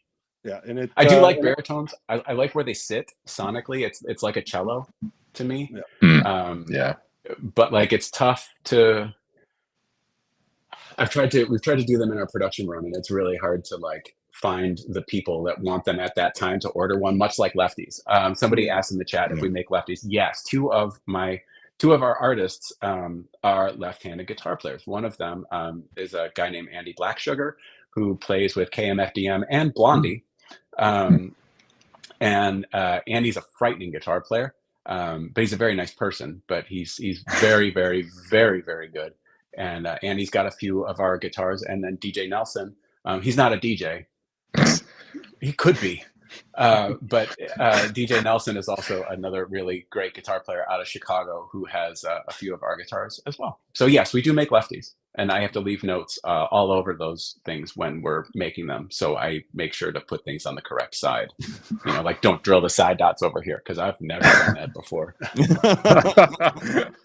Yeah. Well, it's tough making a guitar I can't play, but we have measurements and things to make sure that they come out the way they're supposed to.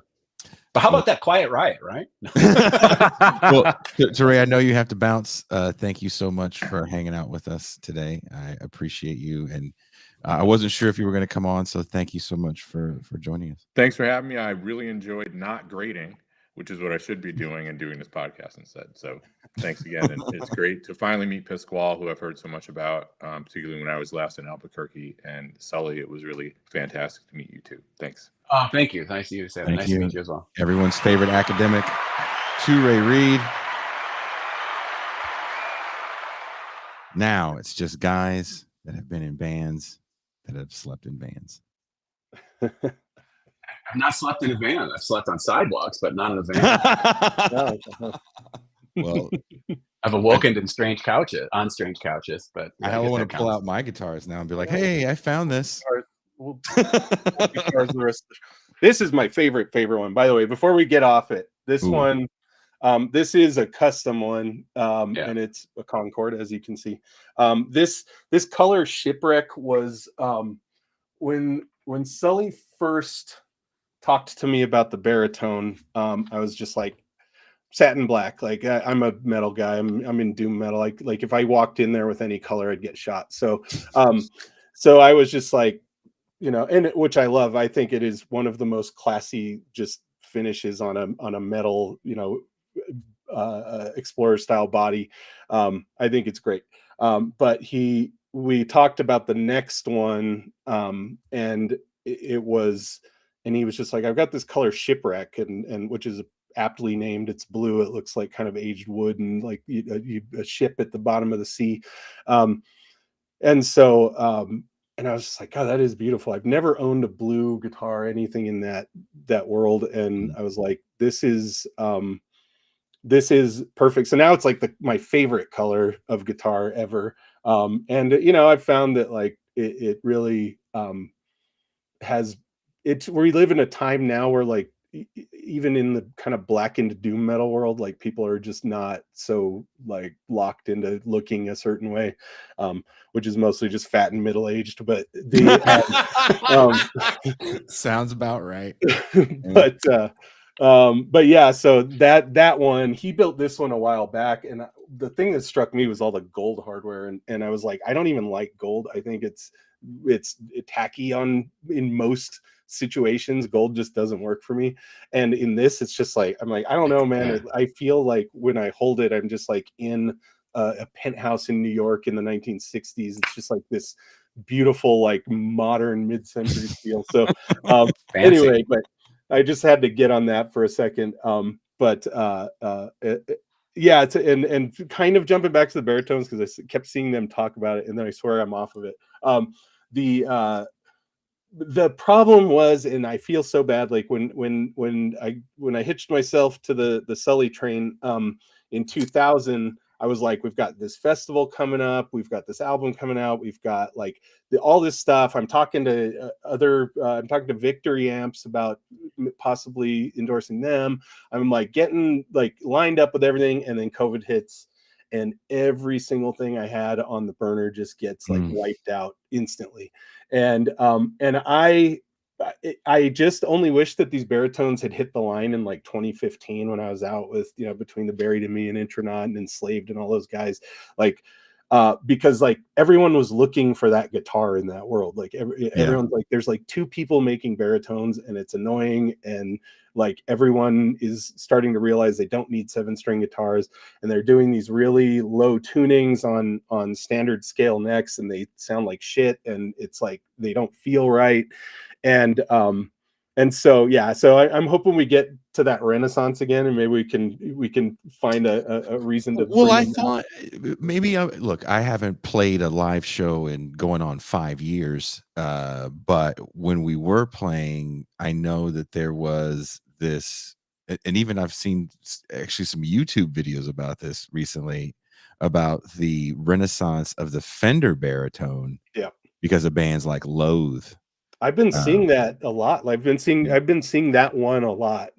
Because that's the only one I can think of is either you're playing an ESP baritone, or, and again, this is a copycat, kind of back to what we were talking about with hair metal. There's so much copycat in the world when it comes to people want to see a certain thing, and I've never really dug that. And I thought that's what I liked about punk music until I, you know, got to hang out in those circles as well. That I don't think you should be able to define a person's sound by what they appear to be. Like, how many times have you seen, I don't know if this ever happened to you guys, but I used to have the ESP Lawsuit V. Do you guys remember that Kurt Hammett signature model, the KH1 with the dancing devils in the inlay? Yeah. I had bought one of those off eBay years ago, and a buddy was going to do Warped Tour, and he goes, "Hey, can I use your Kurt Hammett V?" And I was like, "Oh, for sure. Yeah, hell yeah."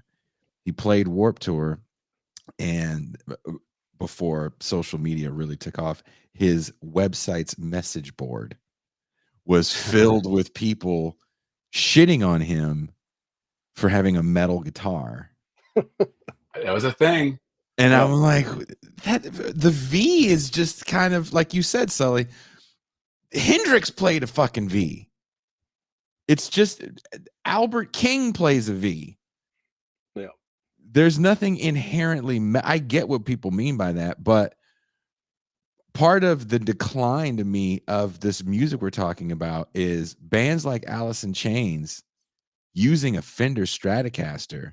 Had he had a jack, because Alice in Chains, listen to that first record and tell me Alice in Chains' first record shouldn't be the follow-up to Appetite for Destruction. Alice in Chains to me sounded like a LA Sunset Strip band. And I don't mean this in a pejorative sense. I was late on the Alice in Chains bandwagon. I never hated them. I was just like, eh.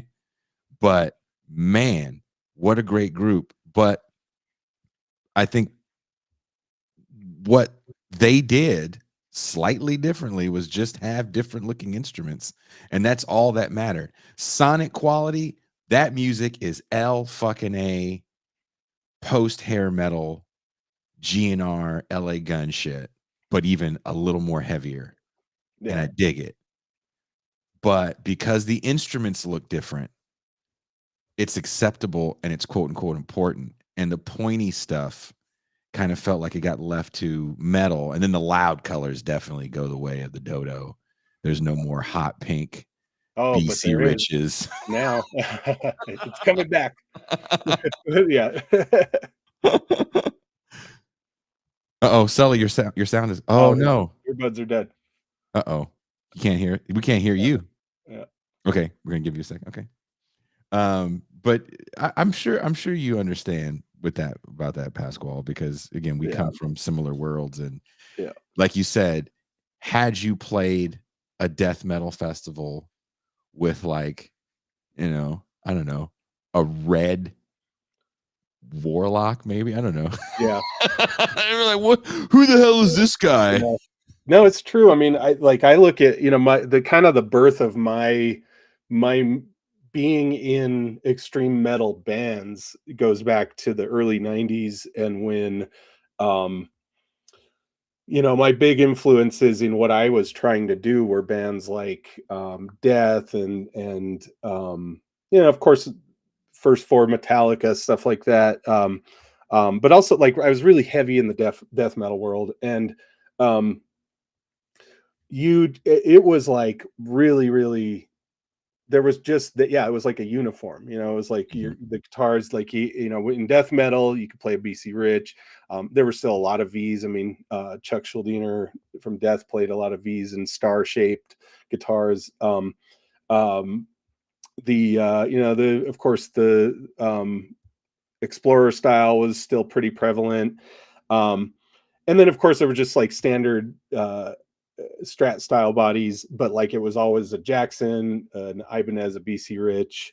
But like then you had like weirdly, you had like Obituary playing Fenders. Like I don't know that even to this day, I'm like, I don't know how I mean, you can hear it. You can hear it because they have a totally different tone than a lot of those bands. But like, yeah, it was very lockstep. Like you just those metal guitars had to live in the metal world, and like when you saw them pop out into anything else, it was always very weird, and I think maybe hair metal had a lot to do with that change, because before I don't think anyone really thought about it too much, but the 80s, everyone like had like the image had to be crafted down to the guitar that they were playing, or just the instrument in general. Like if it was even like new wave bands with keytars or whatever, like there was a look to all of it. And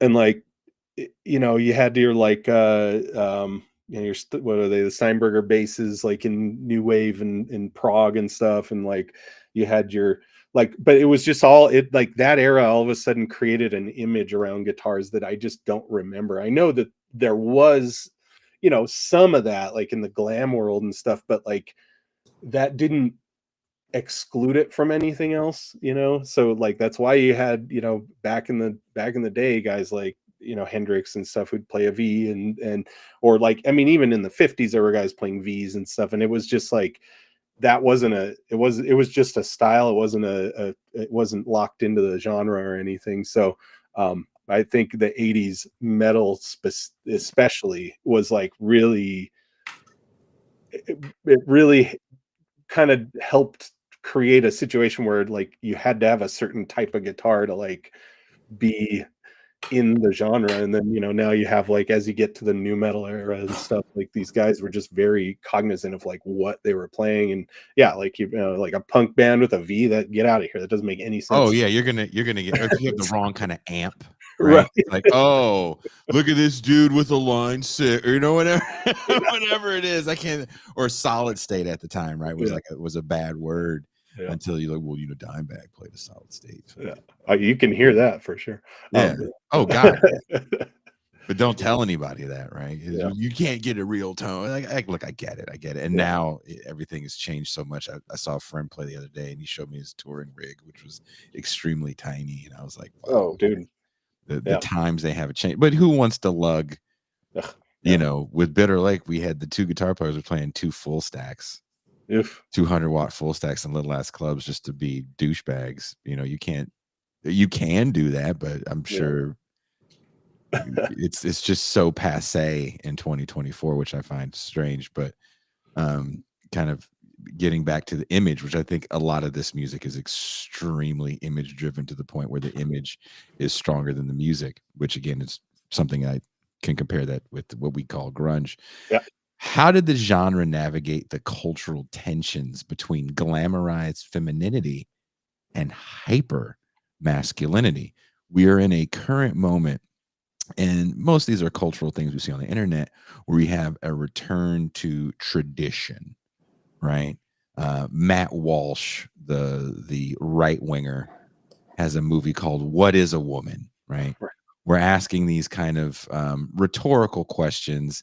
You have trad wives, as they call them, showing how they make dinner by churning butter and killing the goat before they doing all this goofy shit that doesn't need to happen. They're making their husbands Oreo cookies from scratch and all this other insane bullshit.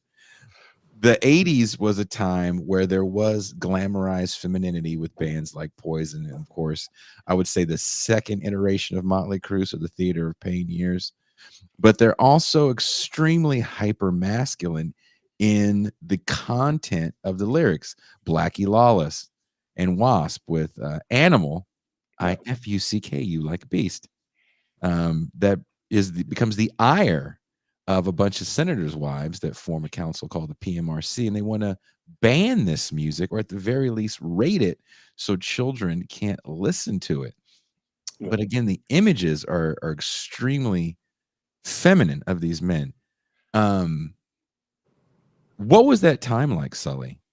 So can you hear me? Yes. Yeah.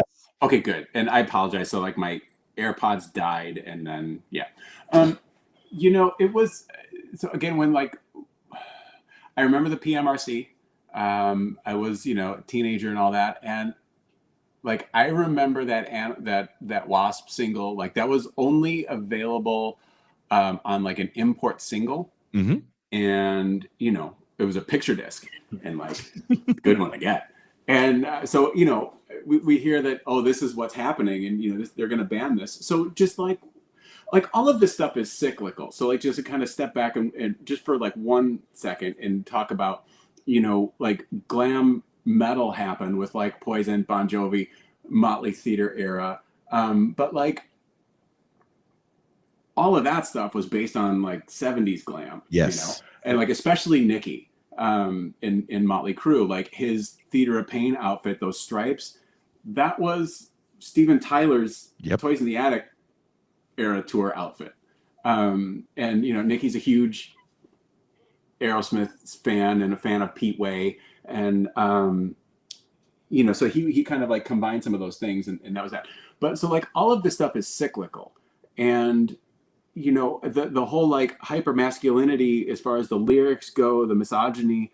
I do remember when that was a big deal, when that was happening, and people like Dee Snider testified in front of Congress, and I remember it was he had his teeth filed and capped into fangs for that, and all it really made us want to do is buy those records. The same thing happened with Cop Killer. And like I remember, like I was in Hollywood just as this stuff was dead. Like I was there from like September of '90 to like just before the Rodney King riots, and I remember Body Count was playing clubs in Hollywood, and like it was kind of the new thing. But so like all that stuff really does is sell records. I think the one thing that I thought was interesting, you see people like cosplaying this era now, and they'll have like the hair is up and done well, and I can appreciate that. But maybe they've got a Metallica shirt on, and then like the white Reeboks, I'm like, oh honey, no. Or like you're in like an 80s tribute band, but you've got facial hair. No, sir. No, sir. You would have been kicked out. And like, like the mixing of like those, you're talking about bands from the Bay Area, I think before we started, and that was like Thrashville. And like when this music was new, like we were not hanging out. Like we were not. And so I don't know that it really answers any of your questions, but I'm just sharing anecdotal.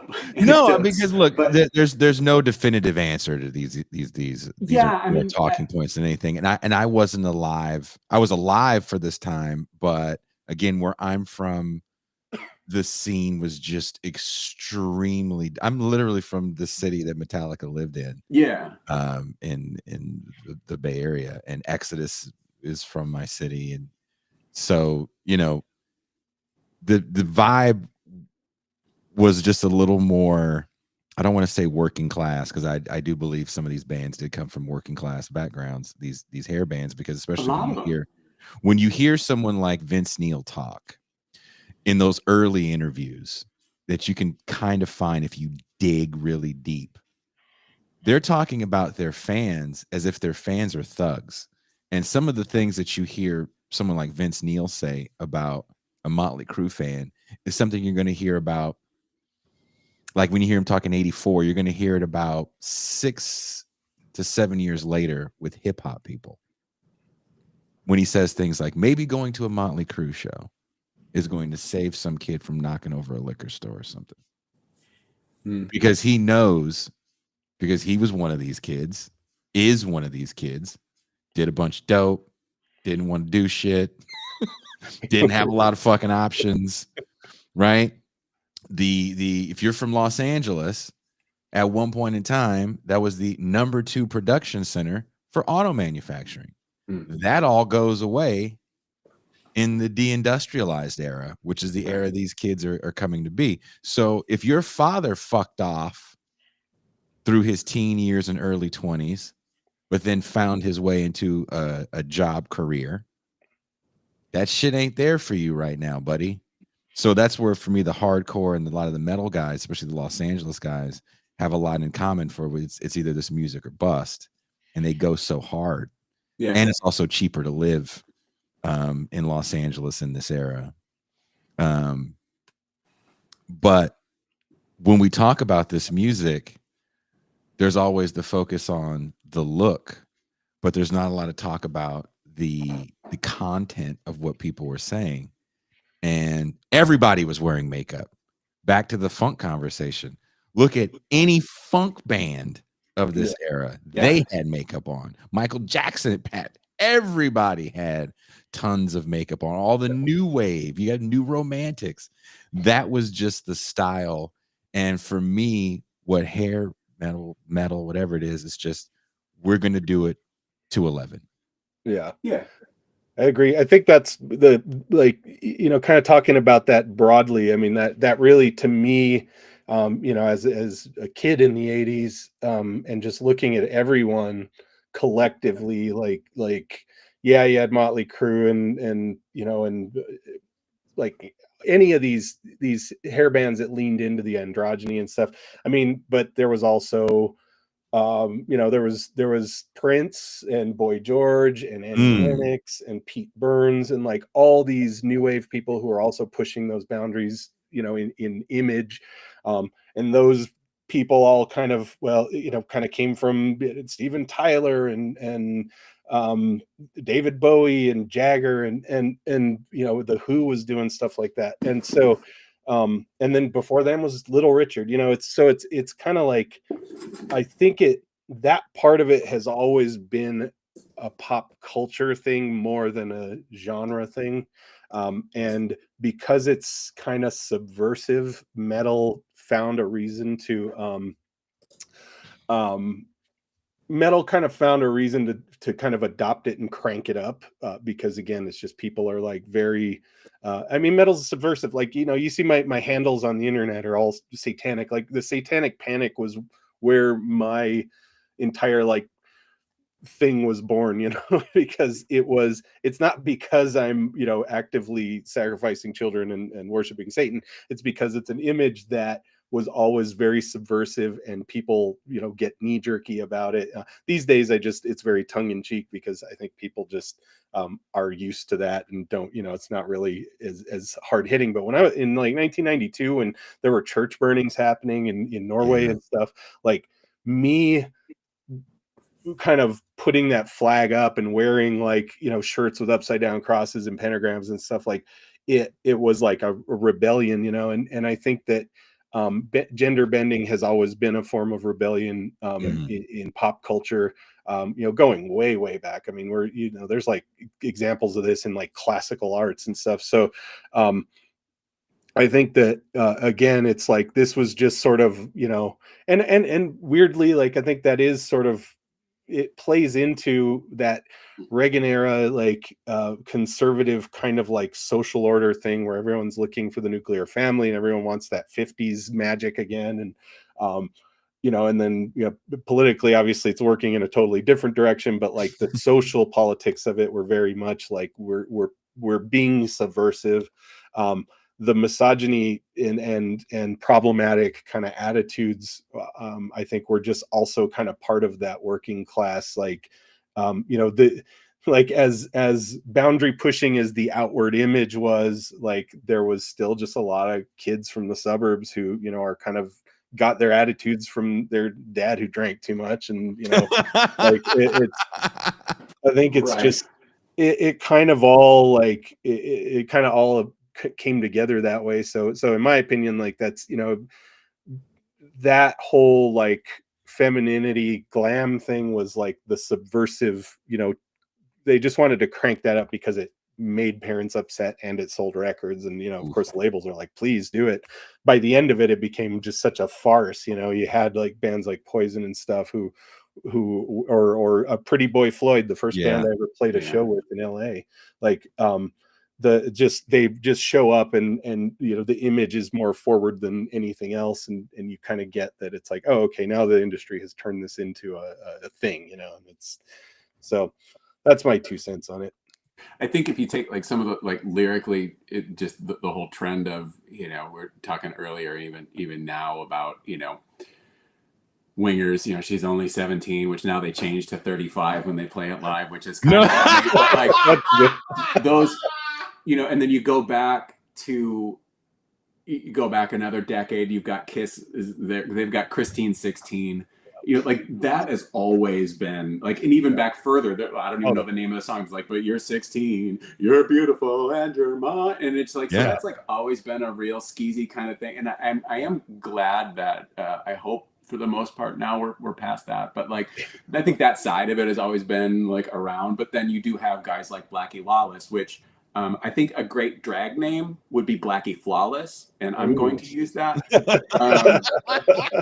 I think he just kind of took that and kind of kicked that up a notch, in the same sense of like the whole thing is just a competition. It's like, well, what are we going to do to get the attention? You talk about and I think you may be going this way. The book Nothing But a Good Time talks about what these bands really did, and so like that book is really interesting, not because of who they talked to and where those interviews came from, but like speaking as someone in a band at that time, it was you're constantly printing off flyers, and those are expensive, so you got to know somebody that maybe works at a print shop, and then they do that for you when the boss isn't looking, and you go in and you're passing those things out. It's a constant, we're all living together in a studio or a studio apartment or anywhere, because this is what we have to do to survive. And I live very publicly with like my streaming and stuff like that, but like one thing that I've never shared is like, I remember when I was 15, almost 16, and I had started playing with these we found a new singer, and he was like super into Aerosmith, and like he wanted to move to LA, and I'm like, well, yeah, that's what we have to do. That's what we have to do to make this work. And so I remember like at 15, I was very, very, very heavily considered. Like I bought a bus ticket. I was going to leave home at 15 to go to Hollywood because I got to sleep on the streets, because this is what we have to do to make it. That was like the whole focus of, whatever we need to do, it doesn't matter. So like, we're going to go, and, I wound up going when I was 18, and, it's like, do you have a job? No. Do you have a place to live? For like the first couple weeks, but then we'll meet people and it's going to be fine, because this is what you had to do to make it. And, the whole Decline of the Western Civilization Metal Years movie, there's guys, like the Wet Cherry guy, oh, I'm going to make it. And that really, really was a mentality, because it was just like, this was a popular, it was an out, it was not like, when I say like, oh, it was a way out for me, like whatever. I grew up in suburban Chicago. It was like fine, but it was what I wanted was like, I wanted to be a rock star, and I wanted to, live that lifestyle, and it didn't quite work out that way, which is good, because I totally, if I would have been famous in a band, I would absolutely have not survived. so, you know, for better or for worse, that worked out okay. But like, there was like, that was our drive, was do whatever we have to do. We're gonna, you know, we go to the strip on the weekends. And like, when I was living in Hollywood, I was too young to get into bars. So you could walk up and down Sunset because it was a scene, Mhm. and you're passing flyers out. You're maybe meeting people who might have a place to stay. And you know, it was interesting because that was like our on the job training. You move to Hollywood, you meet people, you stay on couches, uh, you know, and you hire an entertainment lawyer somehow to shop your demo tape, because you can't just give, you know, all the you know, record companies, you can't hand them a tape. You know, it has to go through an attorney and all that stuff. And you know, it was this whole machine of how to make things happen. And when I was in Hollywood, you know, it was the kind of the end of these things. And you know, I remember lots of, you know, classified ads for looking for guitar players, and it was like, you know, no GIT wankers, and no hair metal posers, and that sort of thing.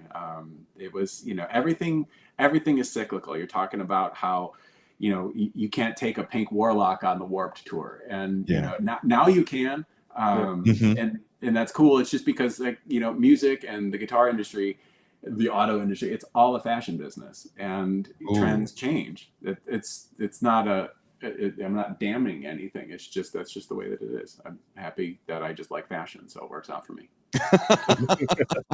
That's a woof. That's a really good way to put it, and I'm definitely gonna clip that, because I feel like that moment is a real fashion-oriented moment, Mhm. and we're more concerned about the fashion of the band, and we're gonna call them, like you said earlier on, Motley Crue was metal, right? Yeah, Quiet Riot was metal, because that's really what it was. And if you go back to the US Festival, Judas Priest, Scorpions, Quiet Riot snuck on because I forget another band didn't make it. yeah, I Uh, forget, but um, yeah. Motley Crue really comes on the scene at that moment, and I didn't know this about them until I read something somewhere. No, I watched the interview with Vince Neil. He said until Shout at the Devil, they had never left California because they didn't have to tour. So I was like, I you believe didn't it. tour Yeah. on Too Fast for Love, and you think about that scene, about how powerful it was, and I juxtapose that to me.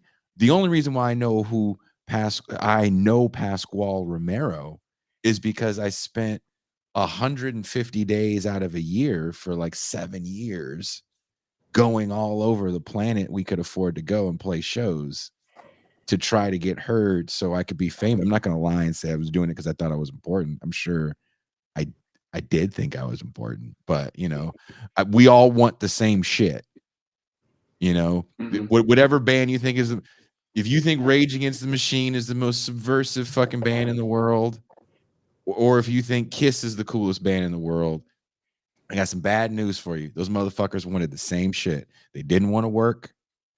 They wanted a lot of pussy and drugs and free alcohol. Because that's the only thing you're guaranteed in this business. That was the first thing I learned. I said, "That sucks for me because 'cause I'm touring with my wife, and I don't drink or do drugs." So, I have a very different experience in So the you're music driving the business. van. I'm driving the van. I'm telling everybody, "Stop. Okay, nope. Maybe Yeah. we shouldn't go to this person's house afterwards. You're trying to fuck this guy's wife, and we're in a place where everybody's got a gun. It's not a good idea. Let's go." Right. Right? Yeah. Yeah. Well, it's funny too, because like LA kind of did have that. Um, it always did have that sort of self-sustaining bubble. I don't know how it is nowadays. I can't imagine it's anything like it used to be. But Fuck it, dude. Everywhere sucks. yeah, it's everywhere.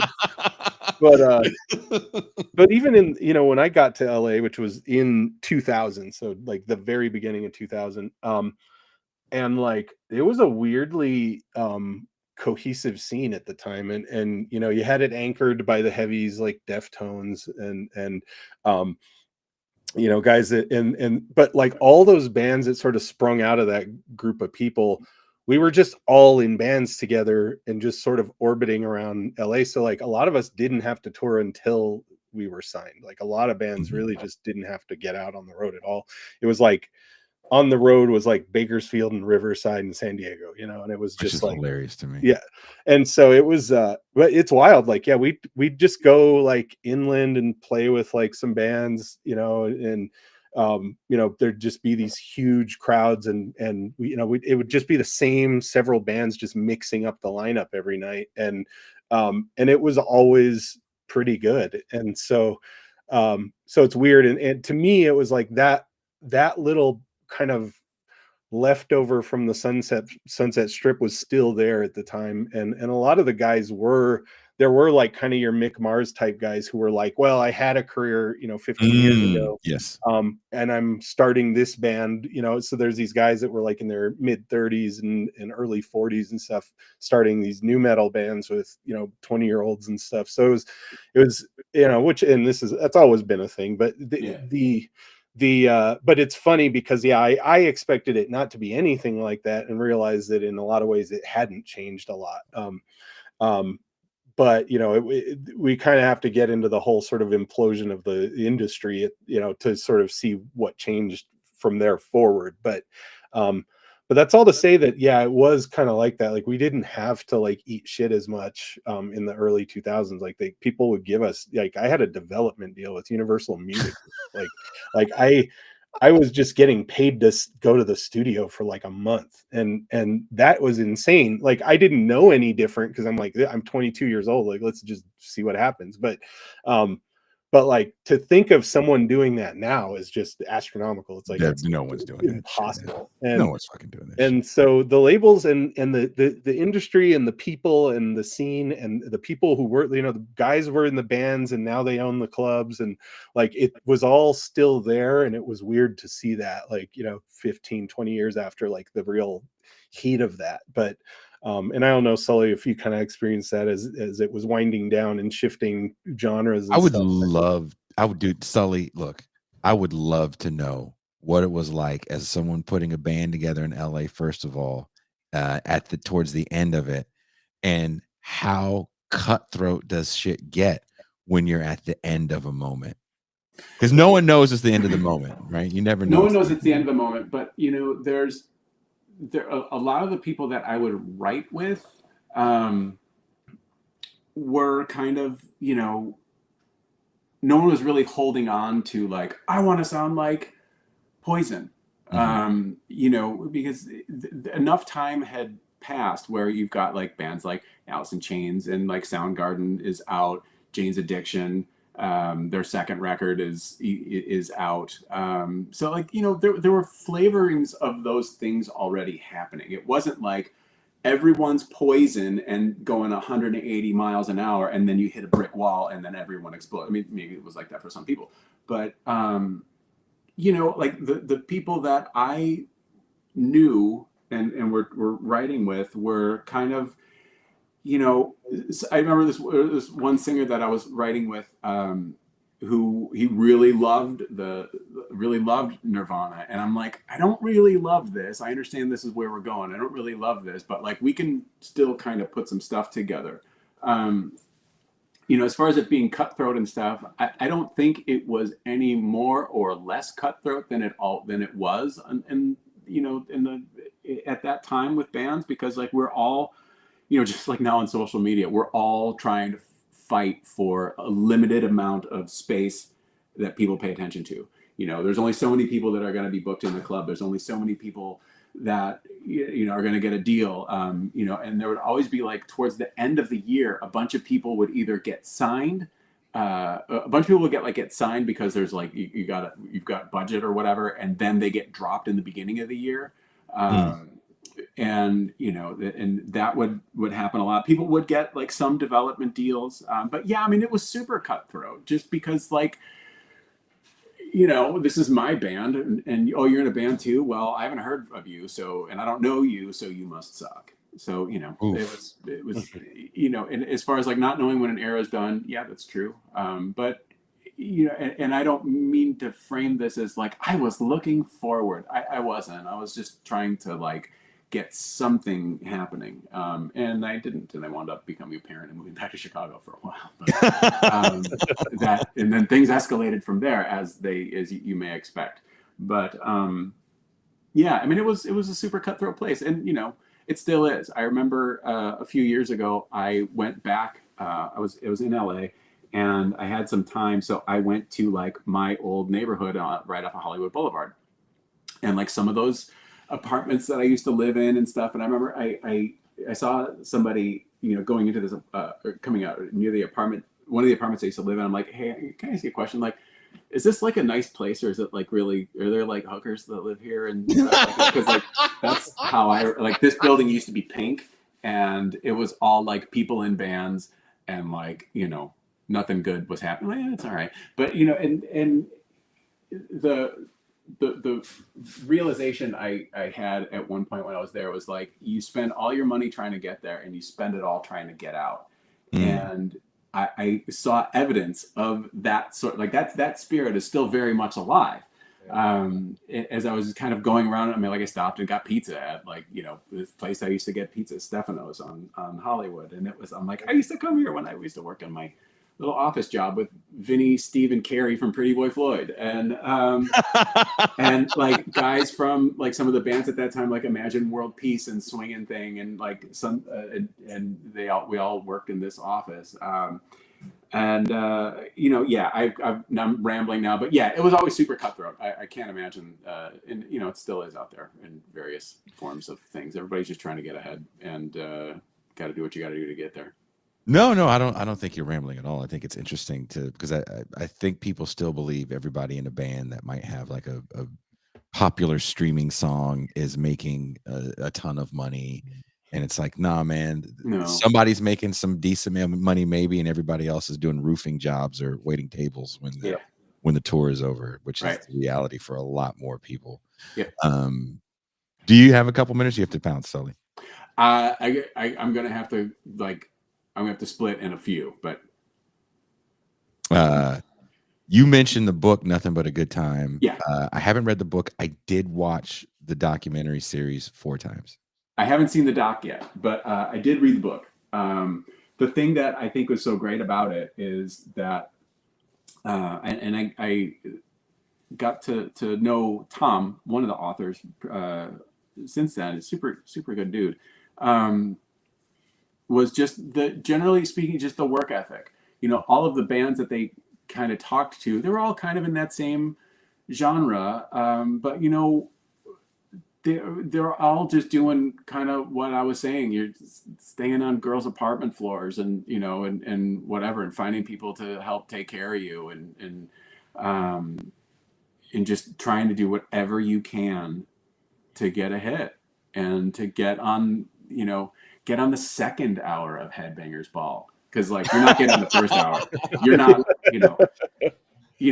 cool if your first one is in the third hour, but like there are bands that come, like if I'll listen to it like on satellite, I'll put it on like hair metal deep cuts just for fun, and I hear like Rocks Gang, and then I hear like other bands. I'm like, oh, like a lot of like third hour Headbangers Ball bands. Third hour. Nothing wrong with that. See, me and Pasquale don't look at it like that because we're too young to realize that there was a third hour. I didn't realize there was a difference like that. It was a 3 hour. Yeah. So like first hour, that's your Motley, your Def Leppard. The second hour, you might get a Dio video thrown in. Mm-hmm. You might, but like third hour is like, these are like the new up and coming bands. Like Faster Pussycat is going to be in the third hour. And stuff like that. Real quick before you go, I want to get your opinion on this. I think it's great. How did the shift from authentic grassroots rebellion with this music to corporate overproduction contribute to the genre's decline? Is this a pattern we see in other musical movements? Of course it is. I think it's the whole like, okay, so you're a band, you're a gang, you're fighting, you're trying to get noticed. Then you get noticed. Welcome to the machine. We're going to grind you the fuck up. So you're going to we're going to give you a whole bunch of money to record this album. And you think you don't realize yet, but you have to pay this back. And, all this cocaine you're buying, you're going to pay for that in a couple ways. And, it's just like, it's just grist for the mill. And so you have young band gets signed, gets a single. There's a machine behind them feeding this out to people. You're going to go on tour. You're going to get a guest slot with Kiss. You know, that's like what Motley did, and tons of other bands did, like Slaughter.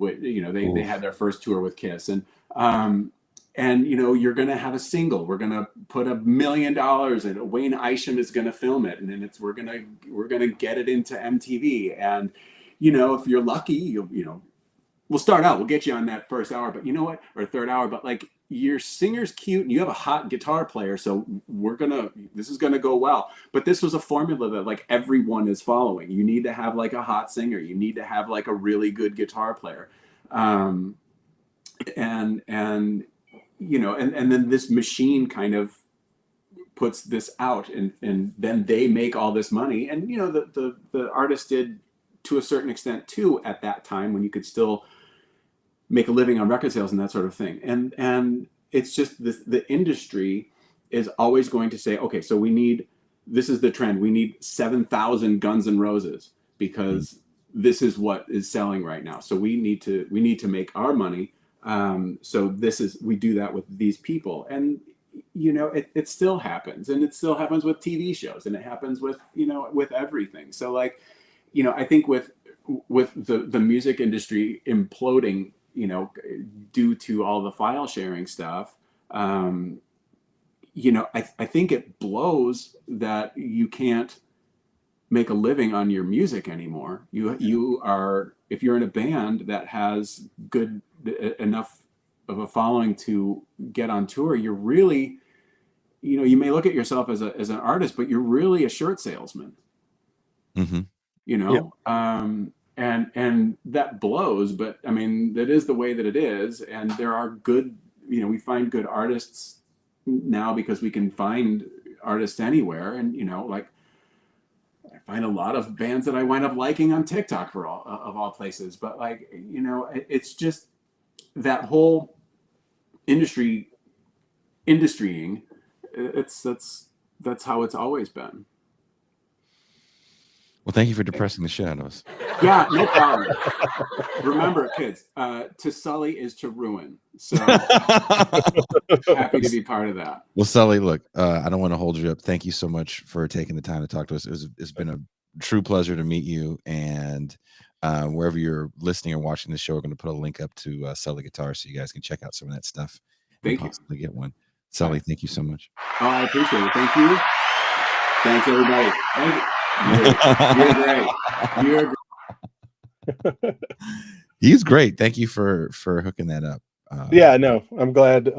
I you know, and I know it's funny because he was a little, he wasn't apprehensive, but he's just, you know, my instinct to jump straight to him when I heard hair metal. I think he might have taken it a little personally, that I you know, wanted to tap him right away. And it's not for superficial reasons. He and I have talked a lot about music in the years that I've known him, and I was just like, you're just a guy who knows this stuff, and that's what I really wanted to kind of emphasize in terms of like the history of that time, because that's, you know, that was his formative era, and also because his, like, the work he does is very much inspired by some of that, like, just that world that I love so much in terms of how the guitars that were made, and, you know, the stuff that I fell in love with as I was becoming a musician. So it was really good to see him. But yeah, and everyone should definitely check out his he has amazing hair too. Yeah, this is true. But yeah, I also just, yeah, check out sullyguitars.com, the conspiracy line. There's an open line right now with a beautiful hot pink sparkly Elita, like my baritone, but not a baritone. It is amazing. It is the most metal hot pink guitar you'll ever see in your life. And I have been coveting that for a few weeks now. So yeah, just check out his site, sullyguitars.com.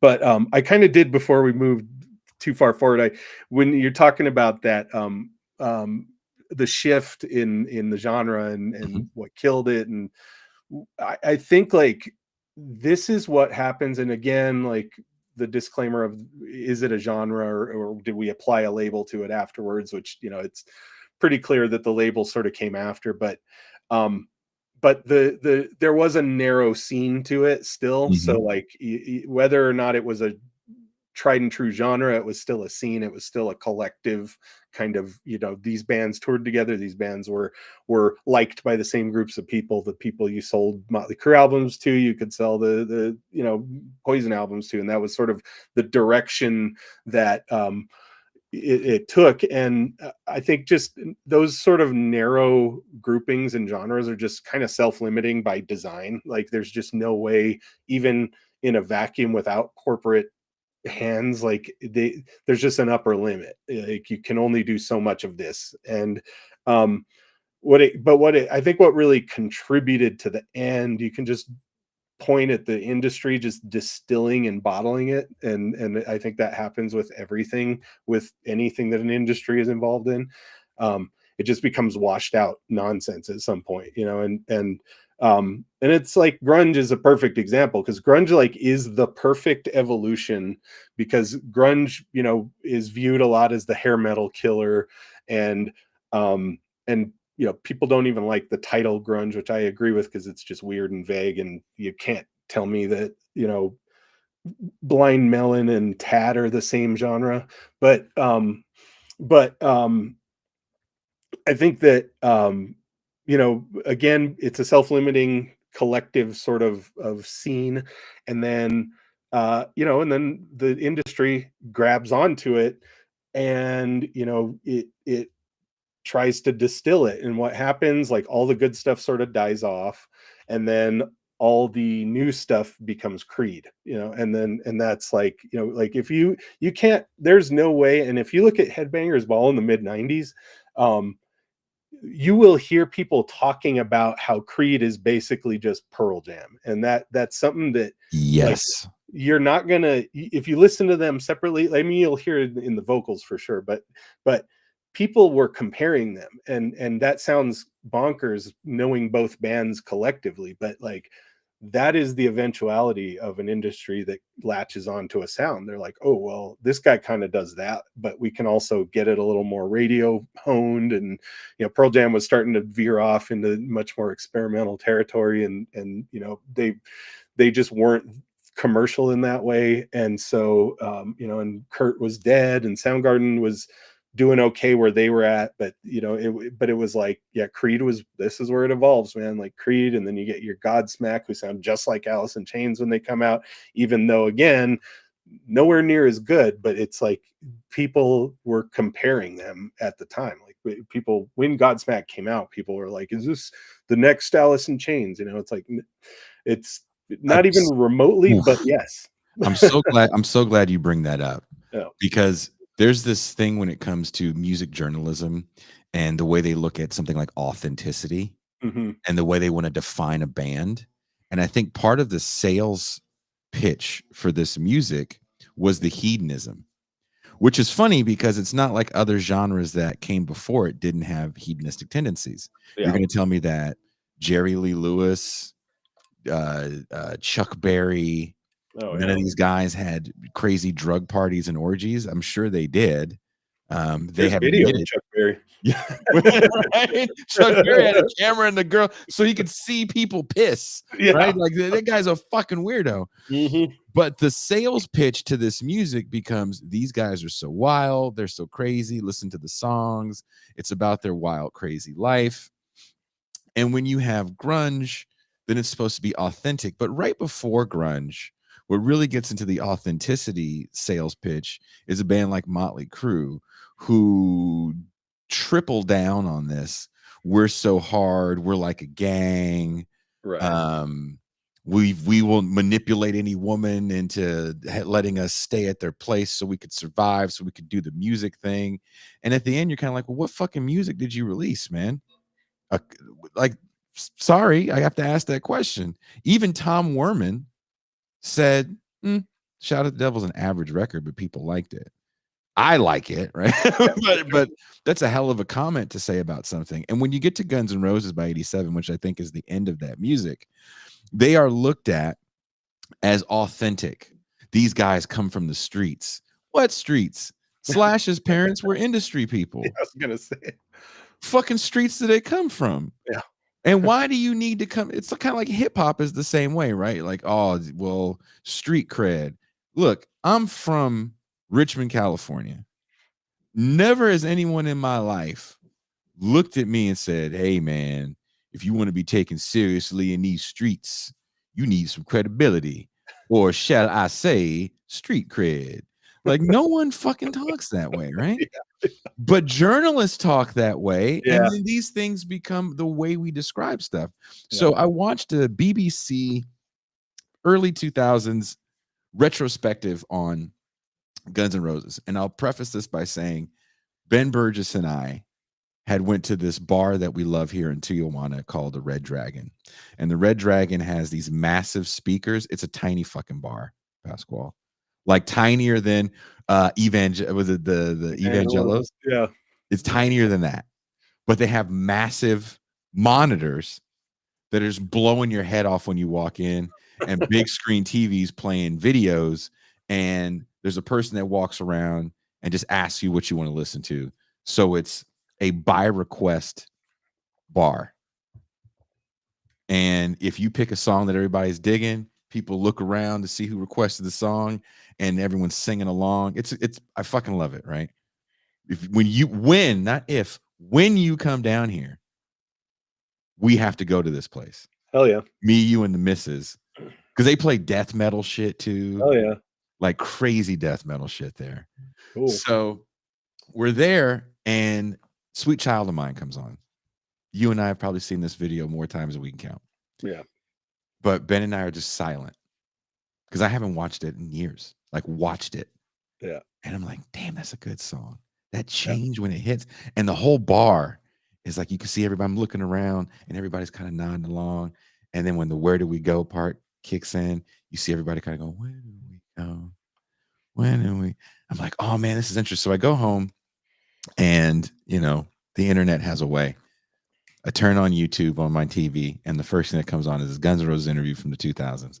And this kind of a good metal journalist, I can't think of his name, but he's the guy with the very stereotypical British teeth, the bald head guy. And he goes, I coined Guns N' Roses the most dangerous band because they're the most dangerous band. And I'm like, what are we judging danger on at this point? Yeah. Because there have been artists and bands that have committed capital felonies. In the country world, those are some dangerous motherfuckers. They've shot each other. They've shot fans. Yeah. They've shot their wife. Like those motherfuckers are crazy, right? Yeah. Way more so than I would say the hip hop world. Yeah. And when they're talking about the danger of Guns N' Roses, it's about this authenticity of them being a street band. And never does it come up that at one point in time, Guns N' Roses had a party at the Cat House. This is before they're like Guns N' Roses, the big, huge band of the 80s. And David Bowie's there because Slash's mom used to date David Bowie. Yep. She didn't date David Bowie after Appetite. You know what I mean? She did him before there was Slash was a fucking memo and a love letter. Yep. So these guys had crazy industry connects. Oh yeah. And it doesn't take away from their talent, and I still believe that is one of the best debut albums of all time. Yep. But when we talk about danger, we're not talking about this band is so dangerous that through their song they have the ability to unite the youth in a way we've never seen since maybe the bus boycotts of the 50s and 60s. And it's like, well, are they dangerous because they do a lot of fucking dope? Yeah. Yeah, I mean, and again, like, being the kid that was born of the Satanic Panic and really my everything, that shaped me as a musician and image as an artist, came from that. Like the idea of danger in and I mean, and more broadly, just sort of the cutting edge that they're kind of trying to refer to all the time with people who are trying to break norms or create a movement or whatever. It's like I don't know, like it's not what you're talking about when you do it in journalism is something that still um has to be contained and portioned in a way that can be sold. And so even when you get like the more working class guys like Motley Crue or you know or just really the early metal bands in general, it's like what's the danger? I mean, it's not it's like, yes, they party hard. Some of them are getting DUIs and accidentally killing their friends in car wrecks or whatever, but like it's it's like I the danger. I mean, that's when you have like you got to get into like black metal and stuff and Yeah. church burnings and murders. And by the way, those guys are a bunch of Nazis too. But like, Yes. so it's like, yeah, there's that level of danger. But like, when you use it in the mainstream like that, it just seems it's so silly to me. It's very silly. And I think to Slash's credit in particular, like he always seemed like a pretty kind of contained guy. Like he never really was too forward with a lot of that like excess. I mean, he was certainly doing it. But like and I think that to at least to his credit, like I think he was not really looking for that. And I mean, the way he even presented himself was very much like, I don't want you to really recognize me. And like, I mean, obviously he had a highly recognizable image, but like the dude himself, like I didn't even know what his face looked like until like the mid 90s, like that Yeah. dude. So he was playing with Michael Jackson. Yeah. Yeah.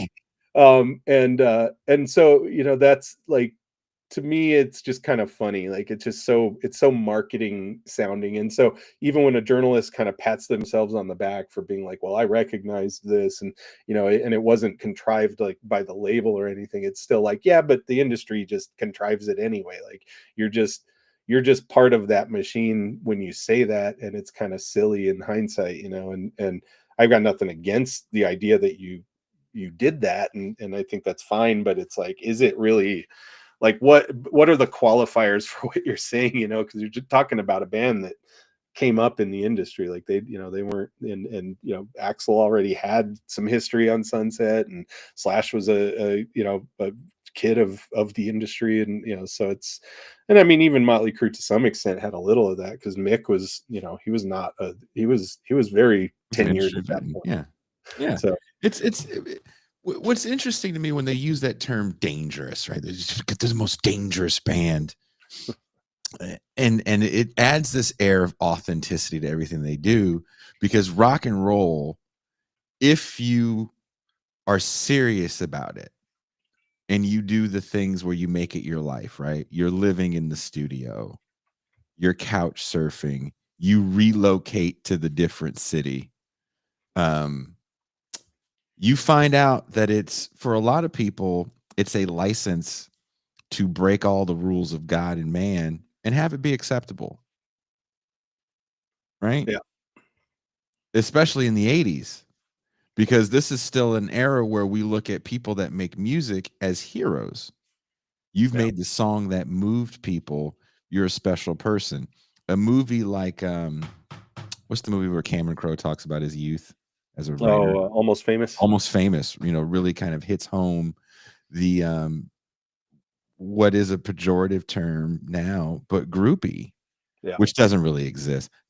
Fuck anybody that thinks it really exists. It does not exist anymore, because you can do whatever you want to do on the internet.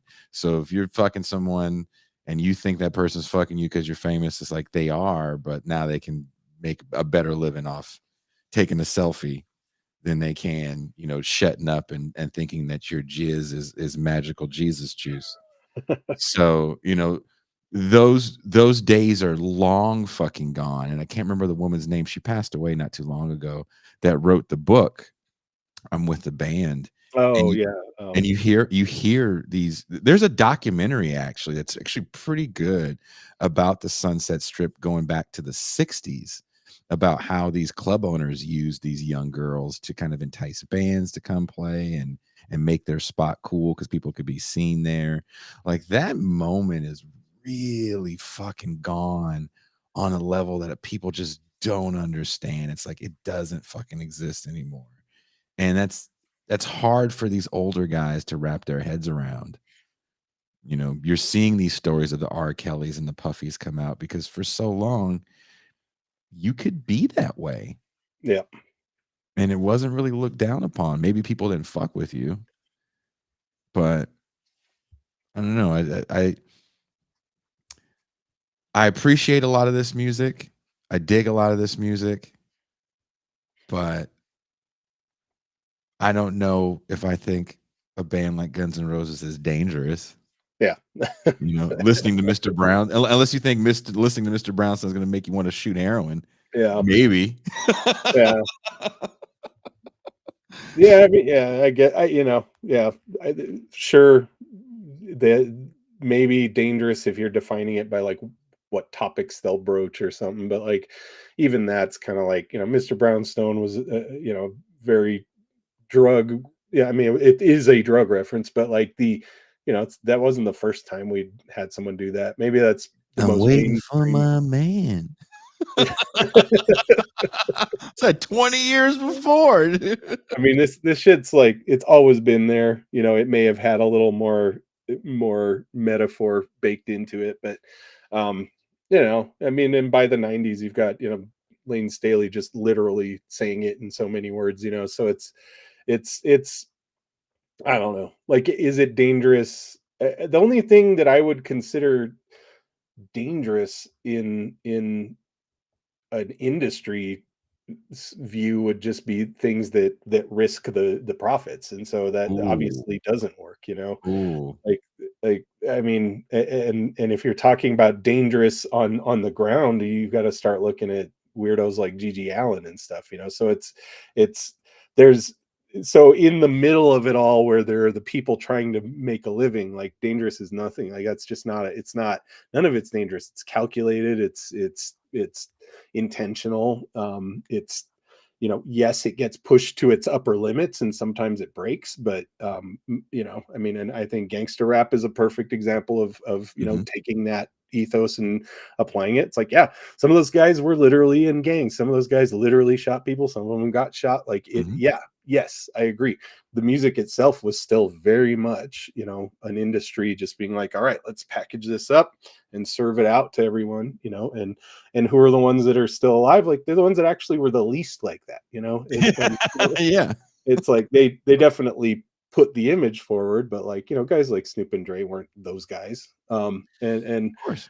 and and the guys like Eazy-E obviously are no longer with us. So it's and in metal, it's kind of the same way. Like in rock in general, it's like the real dangerous ones died young, but it never was dangerous unless it threatened the profits. That's an interesting point. Like, you're only dangerous if you're messing with the profits. And someone's talking about Gigi Allen. Gigi Allen, to me, is proof that you can be kind of an unrepentant turd with the smallest penis ever and manage to make your small penis the star of the show. Yeah. Like, I'm not a dickologist and I don't go around measuring dicks or anything, but that guy, it's like, dude, did you suffer an accident? And he always took his cock out. Yep. And people would blow him on stage and he'd be covered in feces and he didn't shower forever. It's like, yeah, this guy's gross on a lot of levels of gross, but don't let a little dick stop you from being famous for being infamous. Just yeah. I don't know about that guy. I definitely have no real love for that stuff. And just do your thing. But yeah, he was like the Charles Bukowski of punk rock. He was just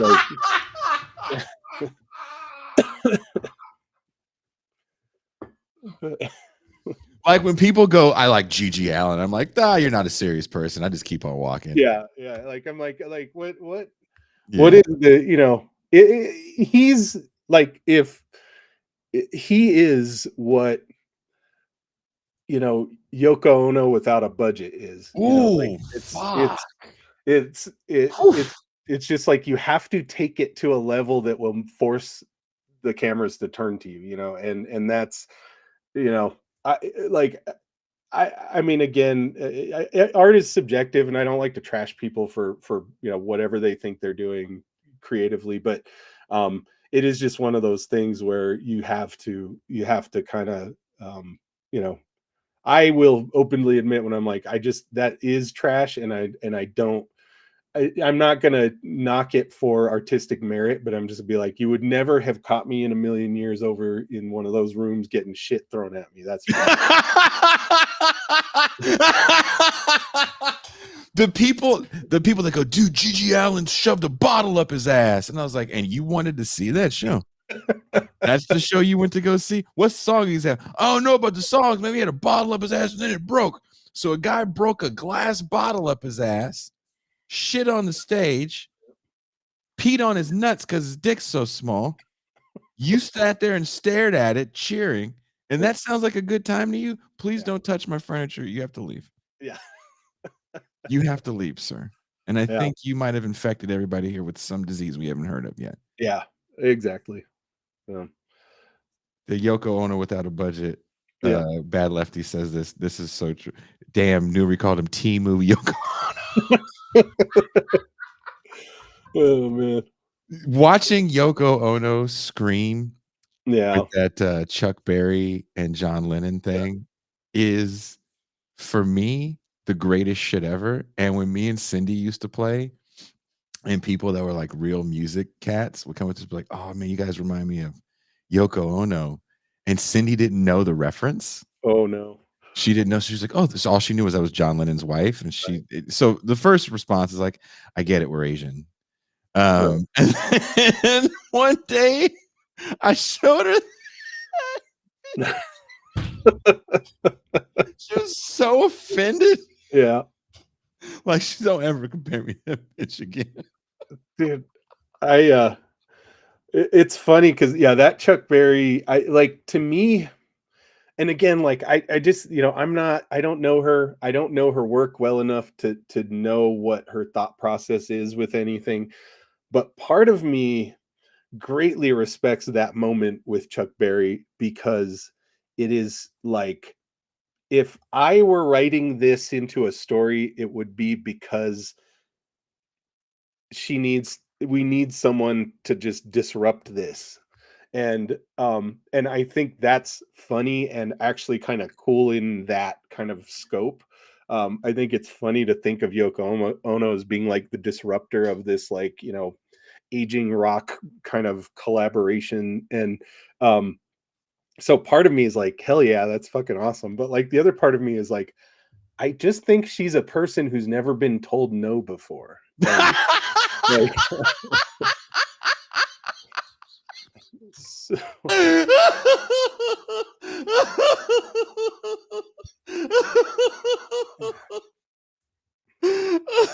to give you an idea of how important she is, when I worked at the Great American Music Hall, we had something called the Yoko setup because she demanded, and it wasn't for her performance, she was just coming to watch a show.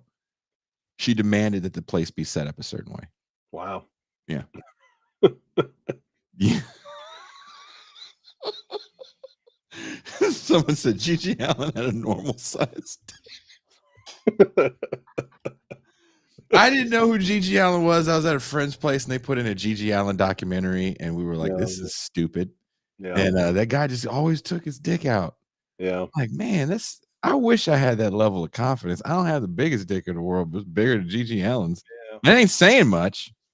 Yeah. But You at know. least, you know, maybe that was his gift to the world, was just like, actually, I'm not that small. But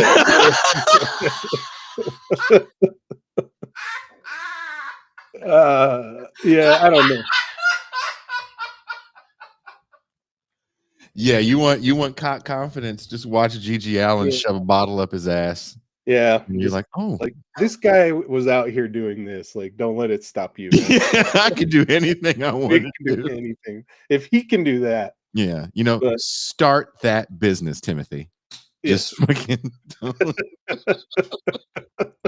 you know, I want to learn French. You go do it, because Gigi Allen just shoved a bottle up his ass, broke it off. Someone jerked him off while it was happening, and people paid to see it. Then he threw poo at him. Yeah. And then they all went home. 4 writers for Rolling Stone went home and wrote a fucking think piece on why getting shit in their eye is the greatest fucking transgressive performance I've ever seen. 4 other guys wrote their dissertations on the dude. Yep. Yeah, he was a disruptor, man. Like he didn't call himself that.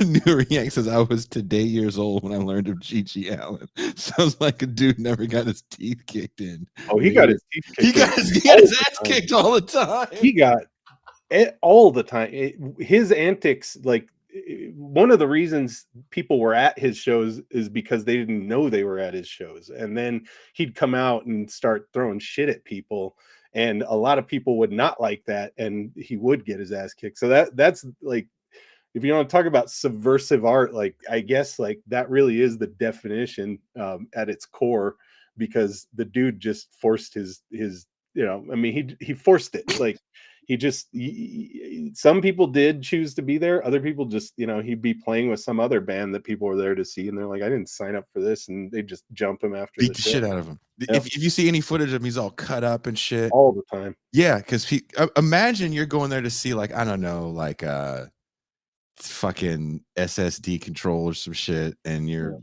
want to mosh and rock out, and all of a sudden the opening band is just filleting himself, and you're like, that's interesting. I didn't know he could do that. Then all of a sudden he takes a shit, throws it at you, and you're probably gonna fuck him up. Yep, you're probably gonna fuck him up. Yeah, that guy was not he was not destined to last too long, and he didn't. Just Virtuoso says, imagine the yelp. What was it been? Gigi Allen, no thank you. Yeah. Last Saturday I went to the Rainbow to attend a show in the upstairs, and I thought I was going to be treated by seeing an upstart band from the Midwest, and God, no. Can someone do that in the chat? Can someone write a Yelp review? Can you guys start writing Yelp reviews for Gigi Allen and see what happens if it catches on? Because that sounds like the funniest shit in the world to me. That'd be funny, man. I think I need to track down people who have seen him live and like where they saw him live, and I'm like, review that place now, but talk about when you were there. Like, I can't imagine, like, I don't even know where he played. Like, I doubt he ever even made it into CBGB. I mean, like, there's 924 Gilman or something, but oof. Can you imagine how long that show lasted? They're like, okay, grand opening, grand closing. Yeah. You were talking about getting your ass kicked. Like, Gilman would have been the place. Like, it would have. Oh, so for those, again, we're going to end the Gigi Allen conversation. Yeah. Gigi Allen wanted to die on stage was his goal. Yeah. I believe he did OD in a hotel room after getting his ass kicked, right? Yeah, I think actually getting his ass kicked did contribute to his death, if I'm not mistaken. But yeah, he ended up just dying, in an apartment or a hotel room or something. But yeah, that guy was, he did want to die on stage, and I think he was trying to invite it basically his whole life. But it's this thing where I remember someone was telling me, he's like, oh, there's this one Japanese artist, and he's so cool. I was like, why? He goes, he drove a bulldozer onto the stage. Huh. That's cool, I guess. So is it performance art you're digging, or is it did he have a tune? Was he playing a tune while he did it? Like, that would have been interesting, but I don't give a shit about destruction for destruction's sake. It's just not what I signed up for.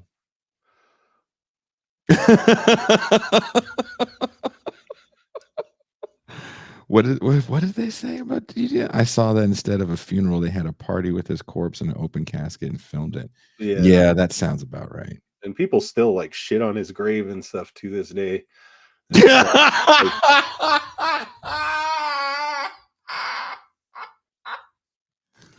again, if that dude is your hero and you're like, I took a dump on his grave, I'm like, again, I can't have you touching the finger food, sir. Yeah, no, we gotta go, man. Yep. Anyway, so But the hair metal episode. yeah. Before I want to ask you this last question. Yeah. Because you come up in the new metal world, which I think is really interesting because for me, a lot of this stuff is all the same. Yeah. Hair metal is really just a rebranding of what we call album rock, or now we call it classic rock, especially in the early years.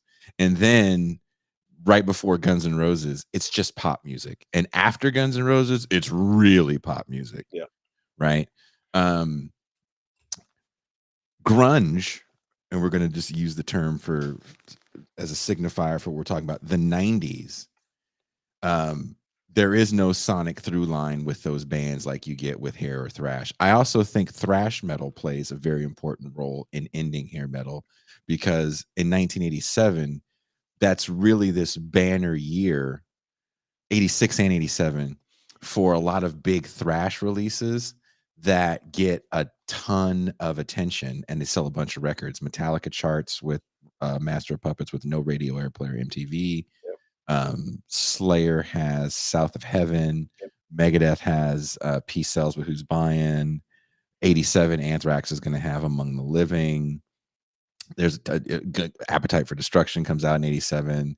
There's a bunch of great records that come out in 86 and 87 in the heavy music world. And I think, to your guys' earlier point of Motley Crue just being metal, and even a guy like Sam Dunn that made the Headbangers Journey documentary, which everyone should go out and watch. Great movie.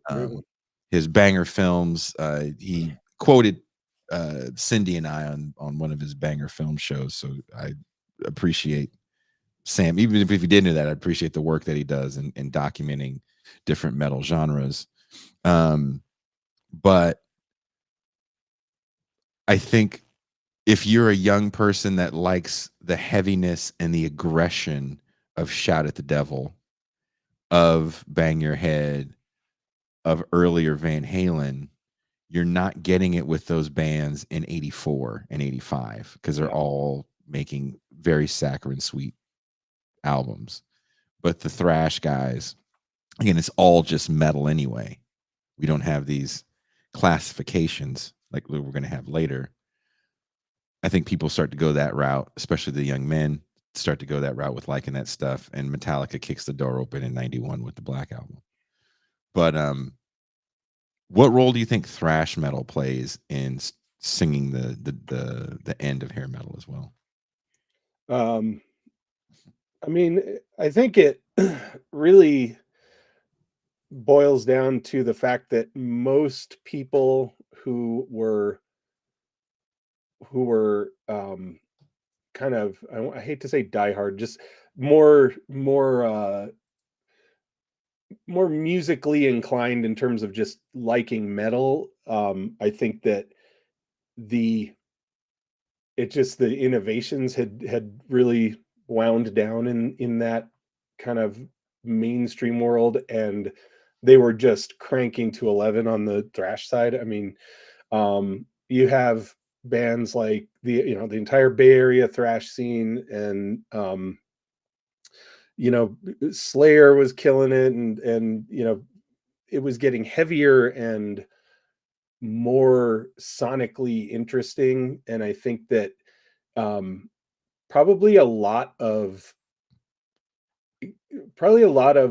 what people liked about bands like Crew and Rat even, and like they were elements that were amplified in the thrash world. And I think that it just was like a natural evolution, that like a huge segment of people were going to kind of go into that side of metal more readily than anything else, because the problem was that mainstream metal had nowhere to go.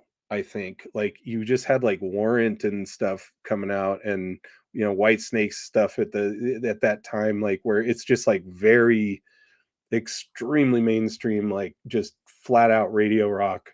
And I think it's just, if you were a metalhead, like you didn't have anywhere to go with that. You were just like, all right, well now, you know, we've got the John Tesh of metal out here.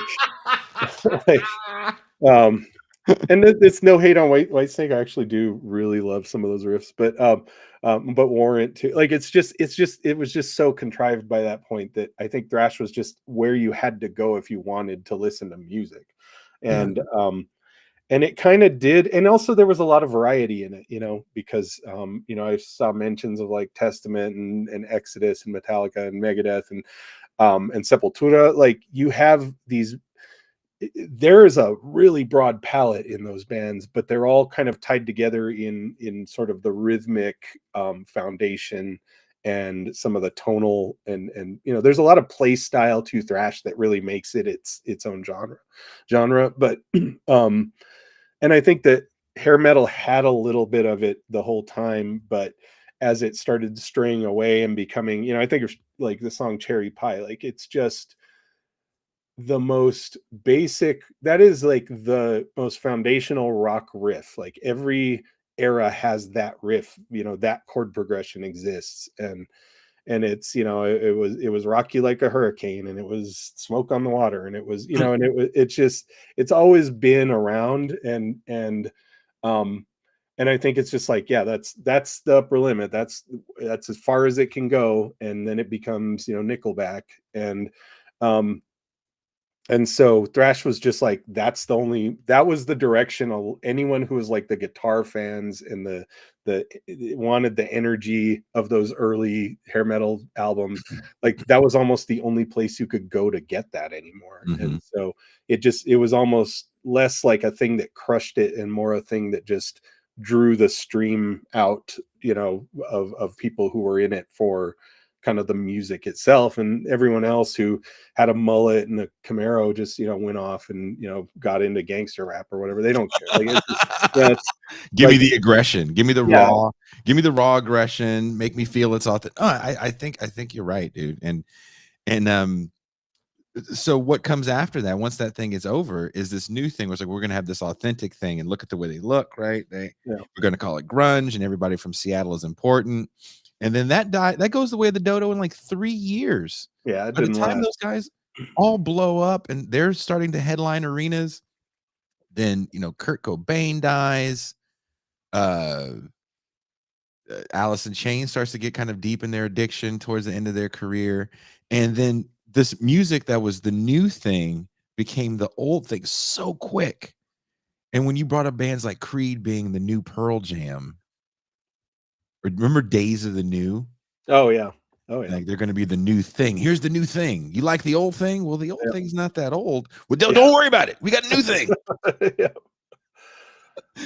Sit right there, Buckaroo. Yep. So when you get new metal, which comes along around the same time as the fall of grunge, or I should say, the metamorphosis of grunge into extremely radio-friendly rock, which is why I think people look at it as not as a subversive thing anymore, as more like this is dad rock.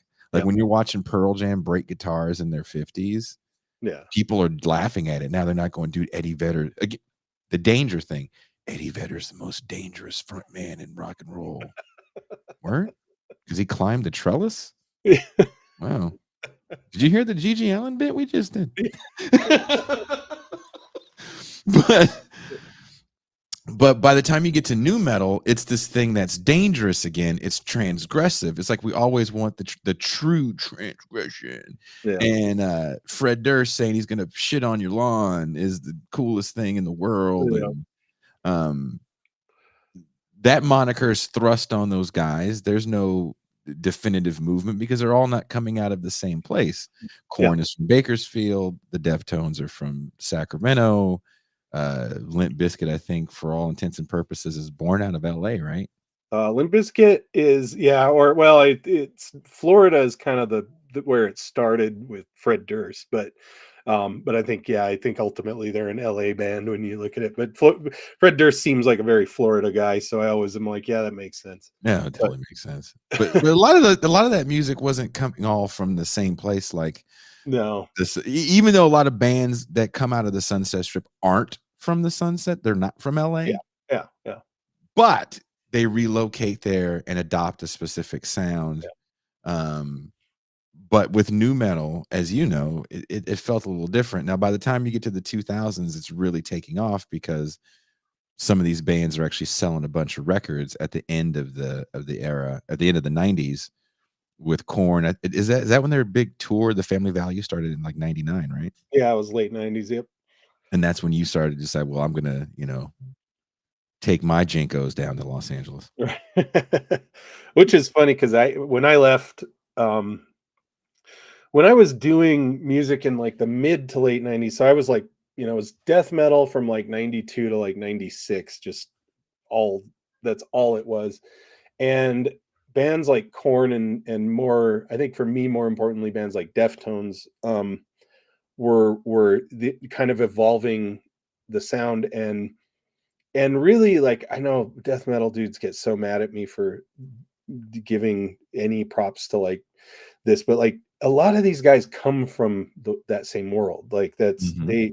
these, Deftones are, that's a band that has took a lot of heavy influence, but also like Chino and I are very like kindred spirits in terms of where our tastes were shaped, and we're talking about bands like Tears for Fears and like stuff that you wouldn't ever admit to listening to when I was 12, um but it's all to say that, like, yeah, when I like packed up to go to LA, like I still like thought of myself as like, yeah, I'm a metal dude, like I've been in death metal forever, like this is the world I live in. But a lot of us were all in that same kind of headspace of we need to do something different and maybe something a Yeah. little prettier, um and a little more interesting. And then, I never was on that kind of more rap metal influence side of new metal, but and again, we didn't call it new metal. Like it was another one of those ex post facto things. Like it was, as the genre was dying, people gave it a title. And um and so yeah, it was, when I got out to LA, like I wasn't my goal wasn't to do what that was. Um it's just it's just that I knew that I couldn't just go out there and play, the same tired ass death metal riffs and expect anything to happen. So and I just got with like-minded people who largely were from the same areas of influence as me. And again, and yeah, mentioning like Tears for Fears, I see the Cure. Like these are bands that I'm some of my favorite bands are those bands. The Cure, Tears for Fears, bands I've seen, I love. Their music was hugely influential on me. Um, but I never thought of how you could marry that into uh, metal, and so it definitely influenced like the chord progressions I'd write and stuff. But it was never. It just always felt a little different. And um and it's funny, the Chino has the taste of a postmodern hipster. That's the thing, and this is where we get into like my whole thing about how Hispanic people are at the roots of new metal, it's Hispanic and Black people, and because I although I look and sound very white, I am deeply Chicano, and I grew up in that world, and we all were fans of that stuff when it was new. The Cure, the Smiths, the Tears for Fears, like that. For whatever reason, that's always resonated a lot with Chicano culture. So, for Chino to be into that stuff, hardly as a hipster thing. He is from that world, and that is a very dominant thing in Mexican and Mexican American, Latin American culture. Was a lot of that stuff, and I think a lot of it just comes from the fact that we all grew up with uncles who listened to like 50s love songs all the time and stuff, and so it's so yes, that's there. But I'd hate to be accused of being a hipster because of it, because we grew up with that stuff. But um, long story short, yeah, it was. We got into it, and we didn't. It wasn't because we were trying to be. I mean, we're all trying to make it. Like anyone Yeah. who says they aren't is full of shit or just like weird.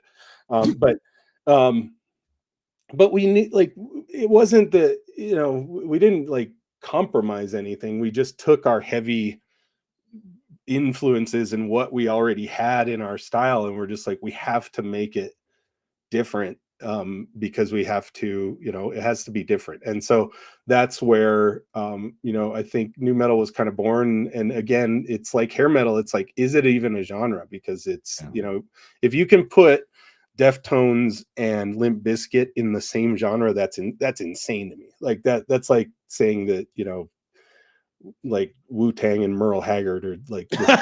It's just, I'm just like,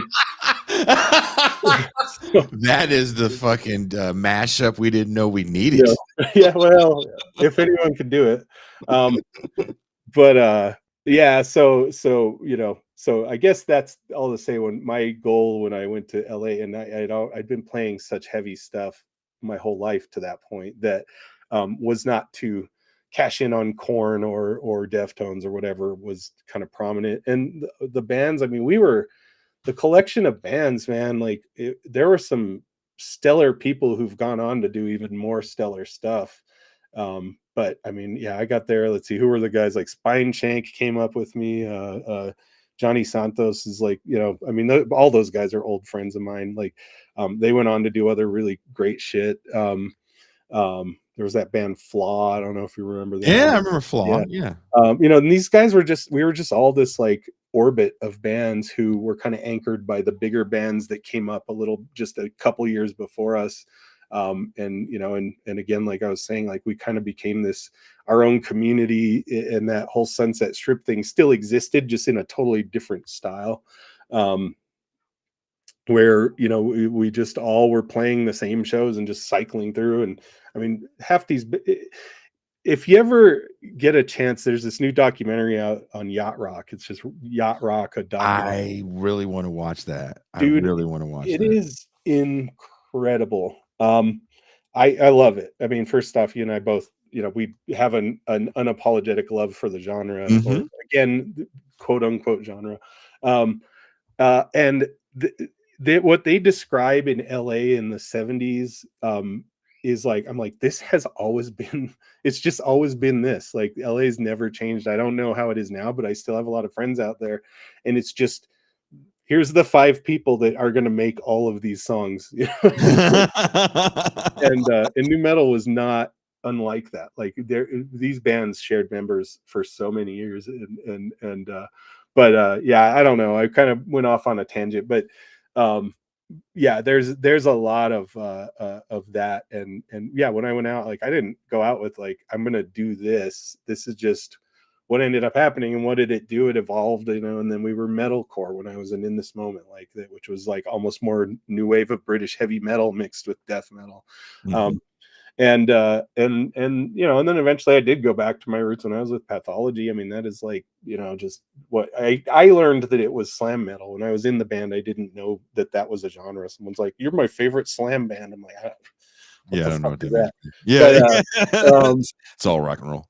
Yeah. So, but yeah, so it's all to say that it's cyclical, and everything just sort of ends up kind of being the same every generation in terms of like these little,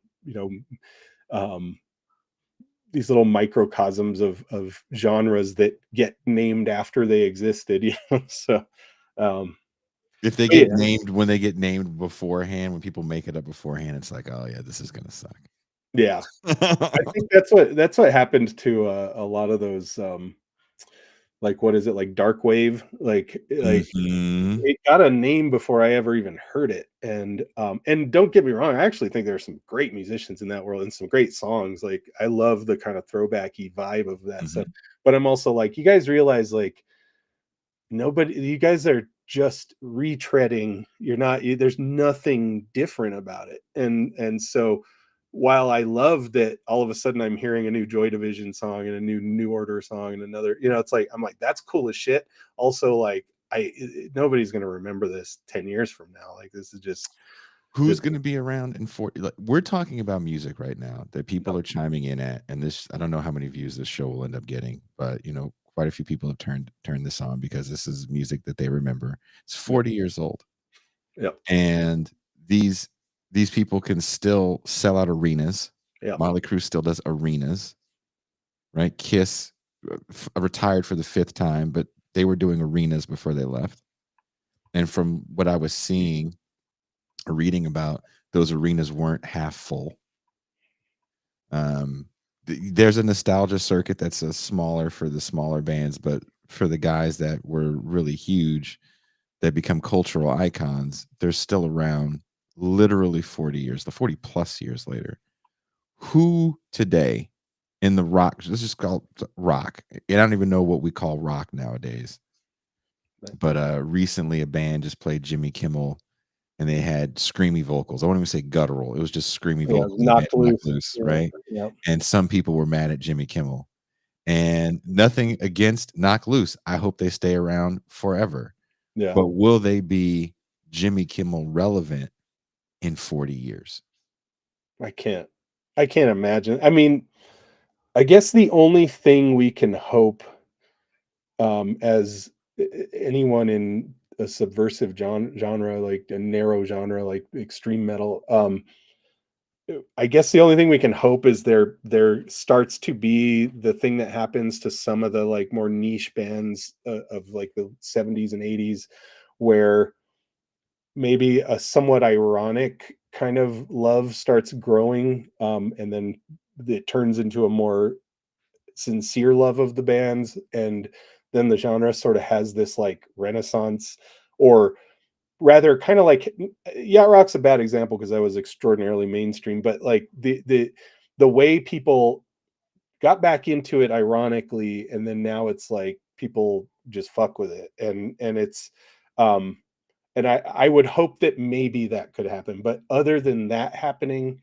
I can't even picture talking about the most mainstream people. Like I don't even know that I could say Lady Gaga or Billie Eilish or maybe Taylor Swift. Like 40 years from now, like these people are also, they're still it's just different now in general. Like pop culture is so rapid and transactional that Ooh. but rock, definitely, it's hard to imagine. Like I can't even think of a rock album in the last 15 years that there's a lot of stuff that's come out that I like, but was there anything strong enough to say that like someone's going to be like, oh, Foo Fighters Wasting Light, like that was, I like that album, but like nobody's gonna be talking about that album 40 years from now. Like, if they talk about the Foo Fighters, it'll be their early days and Dave Grohl's involvement with Nirvana and stuff. And honestly, I think people now don't mostly look at them as that. And even though they can pack Wembley Stadium and they can draw that level of fandom and they can still sell records, like those new records are still dad rock at the end of the day. Like I'm not scared to admit that. I think Grohl himself would admit that. But so yeah, I don't know. But even that's a band that's like 30 years old. Yeah. I mean, or almost 30 years old. They're yeah, really close to it. pretty much about on the dot now. So, I mean, and again, it's like the view of them is never going to be, what was that band in the 2020s? It's going to be what was that band in the 90s, and Oof. and it's no shade. I mean, I really, Yeah. like my career will be entirely forgotten by the world, and it's not, I don't take offense at that. I also was very much not a major figure, but I would only hope that like at least there will be people who have a scholarly kind of academic view of this stuff and just want to keep it in the world. But it's there. My only hope is someone cares enough to preserve it. But the fact, like pop culture talking about, will we even talk about music 40 years from now? Like where does it even go from here? Like we've already hit, we're at that dovetail at the very end, like of what can exist. And I'm not saying that to be scary or weird. It's just that nothing there functionally cannot be anything new because sound has a limit to it. And Yeah. and music in particular does, because you look at the octave and you realize like that's all we have to make, that's all we can make this in, and so we've been using the same couple dozen ingredients forever. And so I think, and I'm watching it because the way TikTok has turned music into sound bites, and the Oof. way music is tied more to video than it is, and this isn't even an MTV relic. No. This is different. This is like music is tied to me sitting in a car, like miming to something. Like it's weird. And I think that this is sort of like, this is where we lose music as a cultural phenomenon, and it becomes sort of a texture to consumerism and stuff. So It's the you know soundtrack to your social media now, right? We yeah, can put any song that we wanna put as a background to a clip of images of us being awesome, to our kids' graduation in a way that we couldn't before, and I don't think the relationship is the same. yeah, We when you talk about the TikTokification of music, what we're talking about is most people are consuming reels, and or YouTube is really pushing real hard yeah, their reels, and you're talking about less than a minute, I think you have to be, or a minute and a mhm, half for these yeah, reels, and a lot of them have music on them, and you can use licensed music, but it's just these little samples. yep, And when you're making music, the medium in which people are consuming it affects the people that make the music. yep, To the mixing, people are now mixing stuff for computer speakers. People are yeah, mixing stuff for shitty earbuds, for right? phones. Yeah, For phones. it's Like, that's insane. that's how people are mixing things for. I mean, that And whole high compression, just one giant volume mix is I mean, that's all it is now. Like when I listen through these, I have these really nice studio monitors because I record, and it's like I listen to anything modern, and again, it's not a dig on the people making it. It's no, just not at all. it's because the product has to be packaged in a way that works for mobile devices and stuff.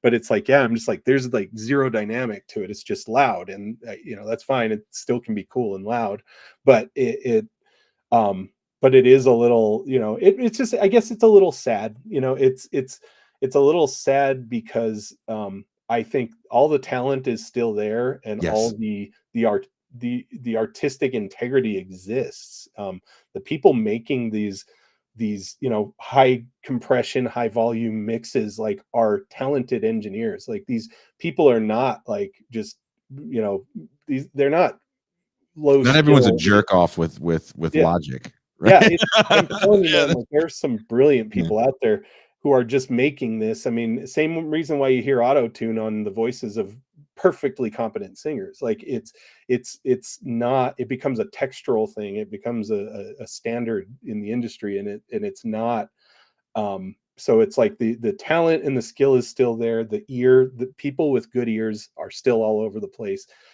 But again, if I need to push my song through your phone speaker, I'm not gonna be looking for those soft volume dynamics and stuff. Like, you're gonna be Ping sticking it pong. to your ear, trying to hear what's happening. Yeah, The ping mono is gonna f everything up. Like, and so it's a and again, this isn't a dig. I wanna echo what Pasquale just said, because the musicianship that I see on some of these videos where these kids are sitting in a room just like yeah, regardless of the instrument, there's some amazing and just young musicians out there.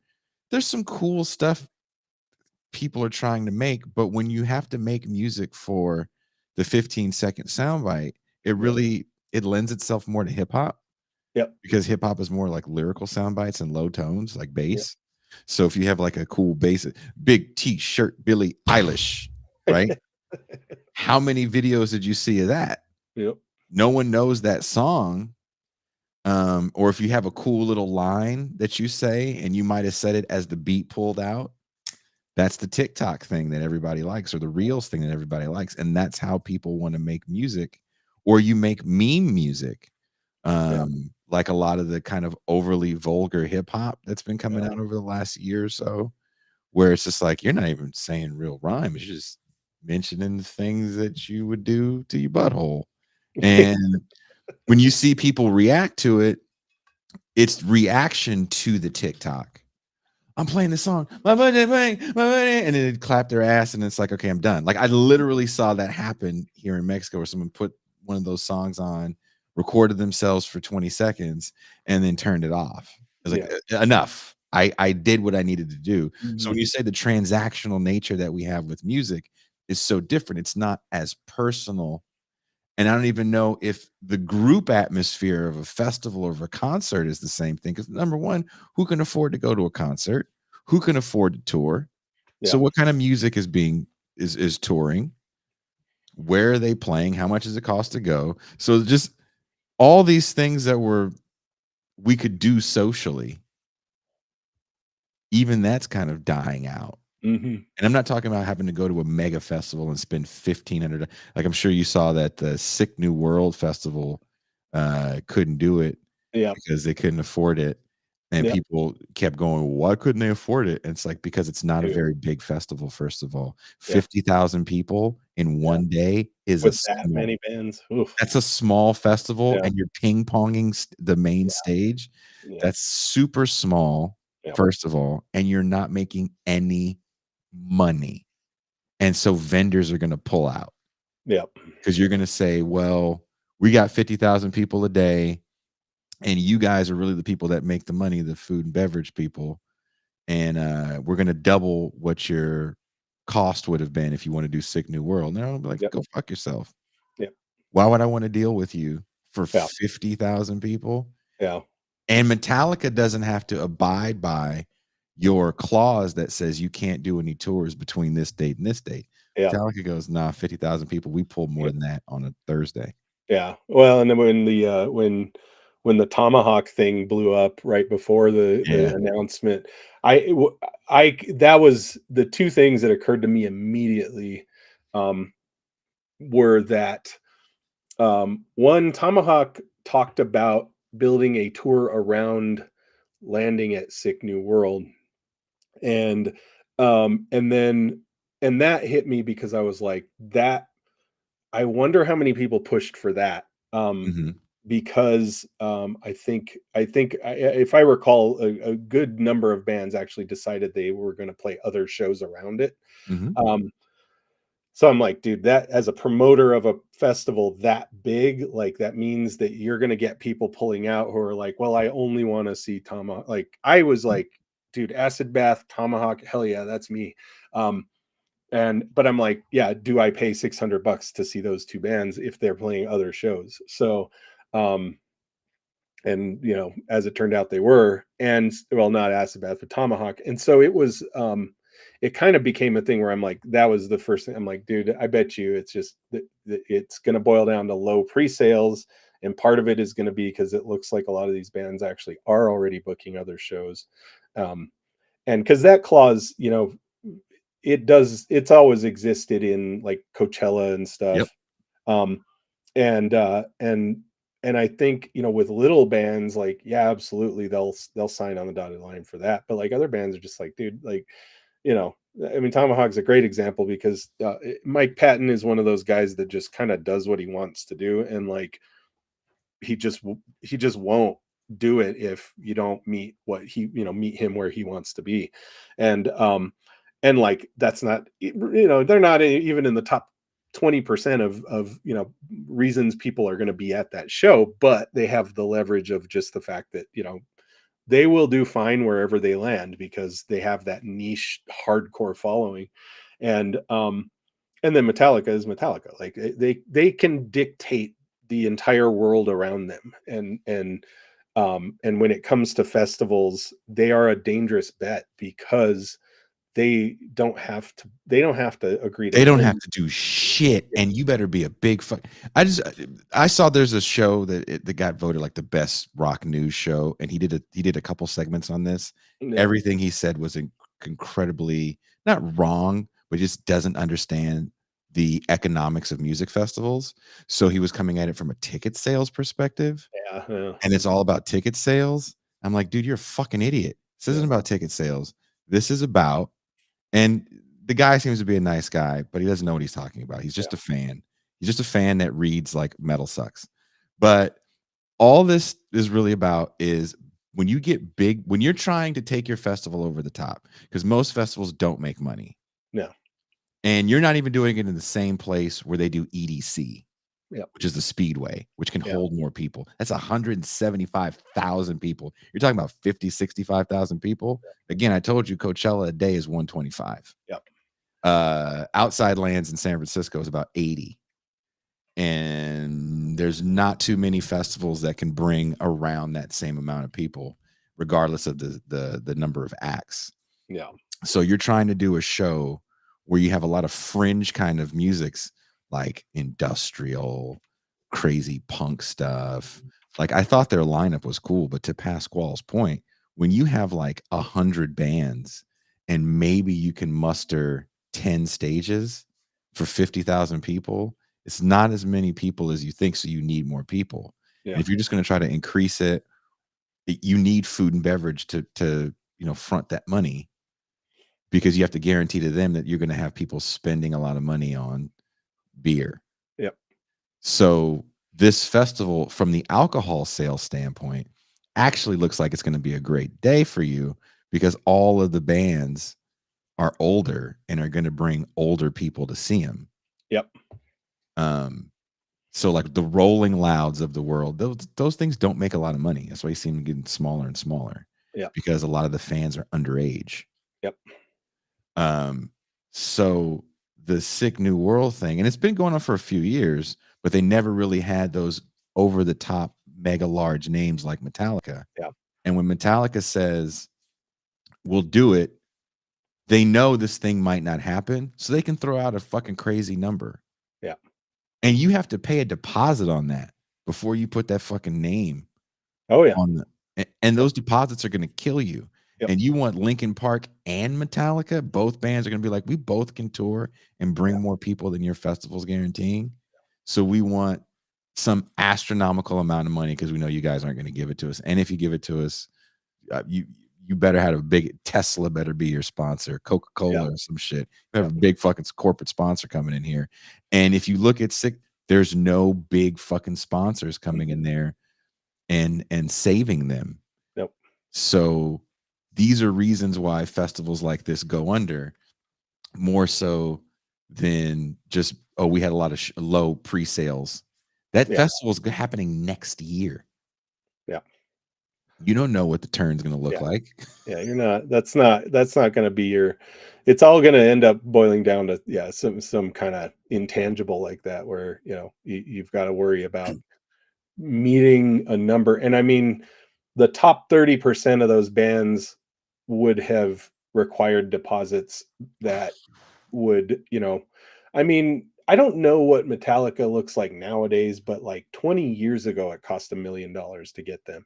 So it's like, I don't even know. Like at Linkin Park, same deal. Like it's in the millions to just for those two bands. I can guarantee it. Yeah, but they were they said $5 million. Yeah, so you're looking at $2-3 million out of pocket just to make sure that they come, and then if you don't have Toyota sponsoring the whole thing, like who's like even me, if I'm a little vendor, like like I'm like, what's like guaranteeing that there's going to be somewhere to sell in this place? Like what, where is that? And there's nothing that was showing that. And to me, like I want to see these things succeed, but I just, again, like we live in a world where we have to bow to the whims of capitalism, and it's like if it doesn't work from a business standpoint, like if it's not very clear at the outset, like here's our sponsors, like here's where the money's coming from, we're not worried about Metallica needing several $1 million. Like you need someone who that money is inconsequential to. And like if you're talking some promoter, it's like I wouldn't even trust Ticketmaster with something like that. Like you need something big. And that's at the bottom line is that the writing was on the wall pretty quickly, because you didn't see too much in terms of partnerships, and none of that was very upfront. And it should be extremely upfront. I mean, when you're sponsoring something, you want your name on top, and you don't see that on that. And unless you asked Metallica to sponsor it, like you're not going to have it happen. Like I was asking my buddy who he was working for Five Finger. yeah. And I was asking him how big the Metallica setup is, and it takes a few days for them to Yeah. set up and break down. Yeah. So, the idea that Metallica is going to play somewhere about the size of where they have been playing. Keep in mind, Metallica did, what was it, 2 days sold out at New York's football stadium, Yep. 2 days sold out at LA's football stadium. So they don't need you. Yeah. And they're going to ask you for a crazy number, and bigger than the crazy number, they're just going to tour. They're just going to tour and not give a fuck. They're the kind of band that will tour in LA, which is like a 3.5 hour drive from Vegas. Yeah. Play the night before in LA and not give a fuck. And you can't compete with that. And to your point about bands like Tomahawk and the smaller bands saying we plan tours around this, if you remember High on Fire, or was it Sleep? I can't remember. One of Matt Pike's bands was asked to play Coachella, and he turned it down, and it became news, and everybody was like, oh my God, they turned it down. Like it was some sort of like him keeping it so real they want to play this festival. And he was like, well, we turned it down because of the no compete clause had us not play a festival in Europe. Yeah. That we play every year, and it's good for us. So it made more physical sense for us to turn them down than to play it. Yeah. And that's how crazy those things are. So you have bands that aren't smaller bands like, man, we're just going to do a tour around this. Yeah. Yeah. And and then, the festival thing's a big thing, especially with metal bands. Like there is not a metal festival in the United States that could touch what Europe does, and even Mexico does, and South America for that matter. And if I had to say I couldn't do Wacken because you want me to do Coachella, I'd tell you to get fucked. Right? Because I will make, 10 grand on one show in Germany, and we're gonna pay to be at this fucking show. So it's like, oh, I got my guarantee, big fucking deal, that got us transportation, but so at the end of the day, like, you cannot, like, and I think the problem is a lot of promoters don't have that perspective, especially domestic promoters, because they don't understand the way the genre is treated in other countries. And and Europe can still do that because the structure is there, the fan base is there, the geography is there, for that matter. It's easier to travel around Europe. And so we're at the point where the bands just don't have any reason to set things aside for domestic shows like that. If it can fit into a tour, that's awesome. But if you're asking me to do this one fest, and the only people who are doing that shit are people like me, who, like, if I only played one festival a year, that's what I would want to do. Like, I don't want to tour. So, but it's I don't make my living playing music anymore, so it doesn't matter to me. But it's just overall, like, these festivals are not sustainable without heavy corporate sponsorship, and even corporate sponsors are realizing, like, the return on investment is getting very very tight. Like, it's just not there. I've never been to, someone's asked if I've been to Wacken. I've never been to Wacken. Neither have I. I've always wanted to. Yeah. Some of my old bands have played, but not with me. So well, my buddy Chris Contos and Craig Cicero, who are do Forbidden now, that's all they're doing. They're like, we're not going to do any little shows. We're only going to do these festival things that ask us to come out, especially overseas or in Latin America. And I can't begrudge them. They're in their 50s. Yeah. If you've done the van thing, maybe you got lucky to do the bus thing. You've done it already. Just fucking fly out and play in front of, like, I don't think people know, even if you're in a bus, you can play shows in front of 2 people. Yep. So, you know, when you go overseas and you're a thing there, that's a lot more fun. It's just a lot more fun. The rock culture. I before we started the show, I was reading an article about Gene Simmons echoing his point that he feels rock and roll is dead. And he brought up the thing that I brought up earlier, like what band that's come out in the last 5 years is going to be around 40 years. And then Dave Ellefson had kind of echoed that sentiment, saying that it's just a different vibe when you go to different parts of the country. I now live in Mexico. Granted, it's northern Mexico, very near the American border, but crossing that imaginary line, there's a lot of cultural differences. Yeah. And one huge cultural difference that I see here that it's extremely glaring is that young people really dig music. They dig it. They play it.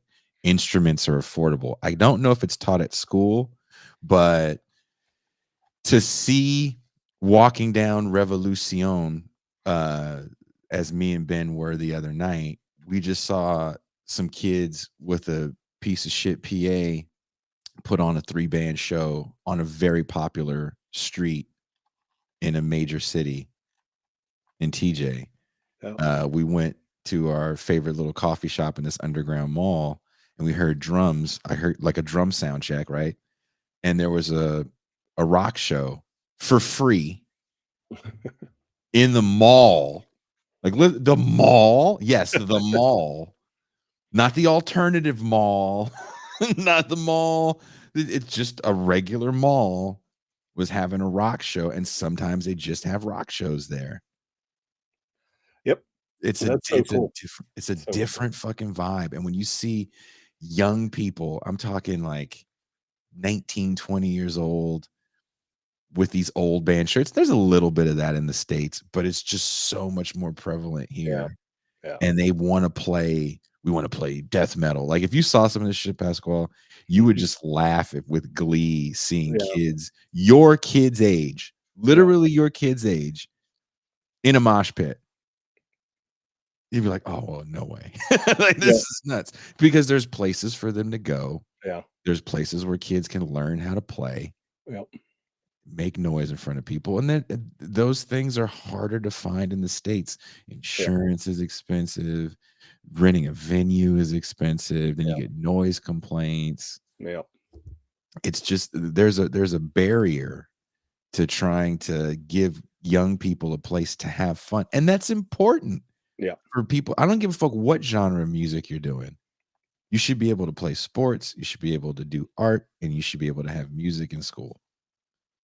You should be able to have places where you can express yourself and get that shit out of your system. That's not a lot to ask for, I think. Yeah. Yeah. Well, we've been on here almost 4 hours. Damn it. Okay. I've been You getting gotta go. texts, so I gotta start moving on. Please tell the missus I said I apologize. No, it's fine. She's not mad, but I got to take the kids to do some stuff. But this, of course, as always, kind of went from a topic to us just bullshitting, which I always like to do. But yeah, I'm glad we got a chance to catch up on this, and then also bring Sully on, because he's just one of my favorite people, and he's just such a freaking great guy and brings so much expertise into this stuff.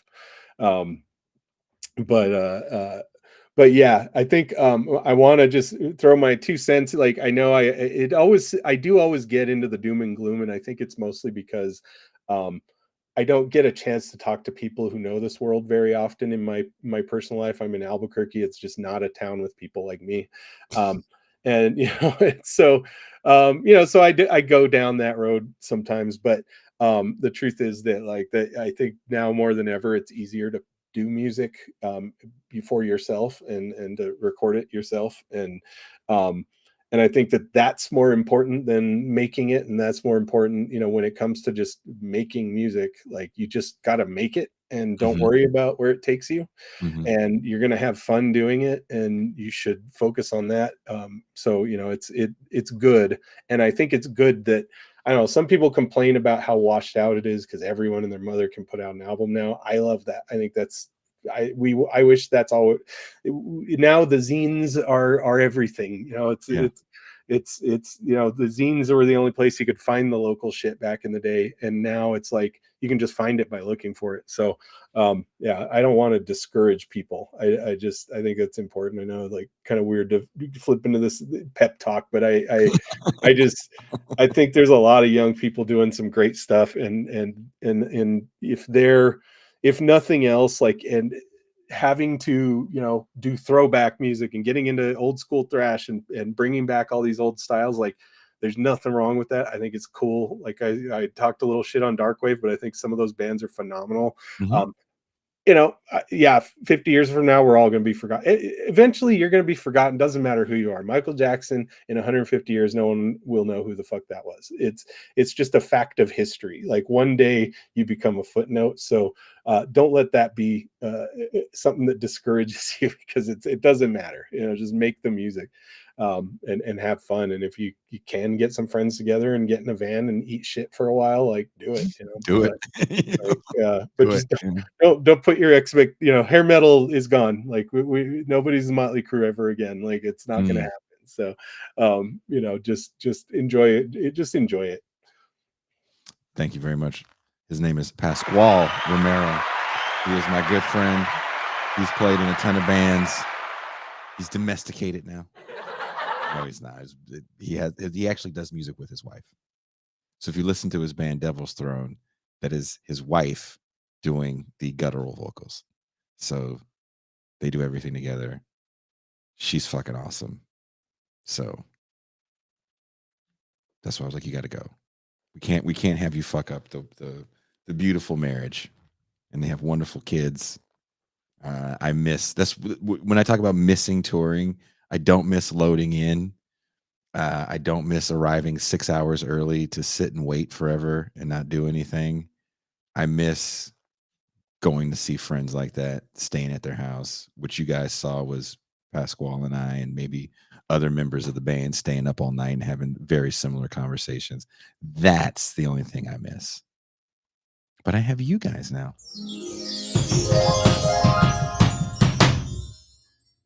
Right?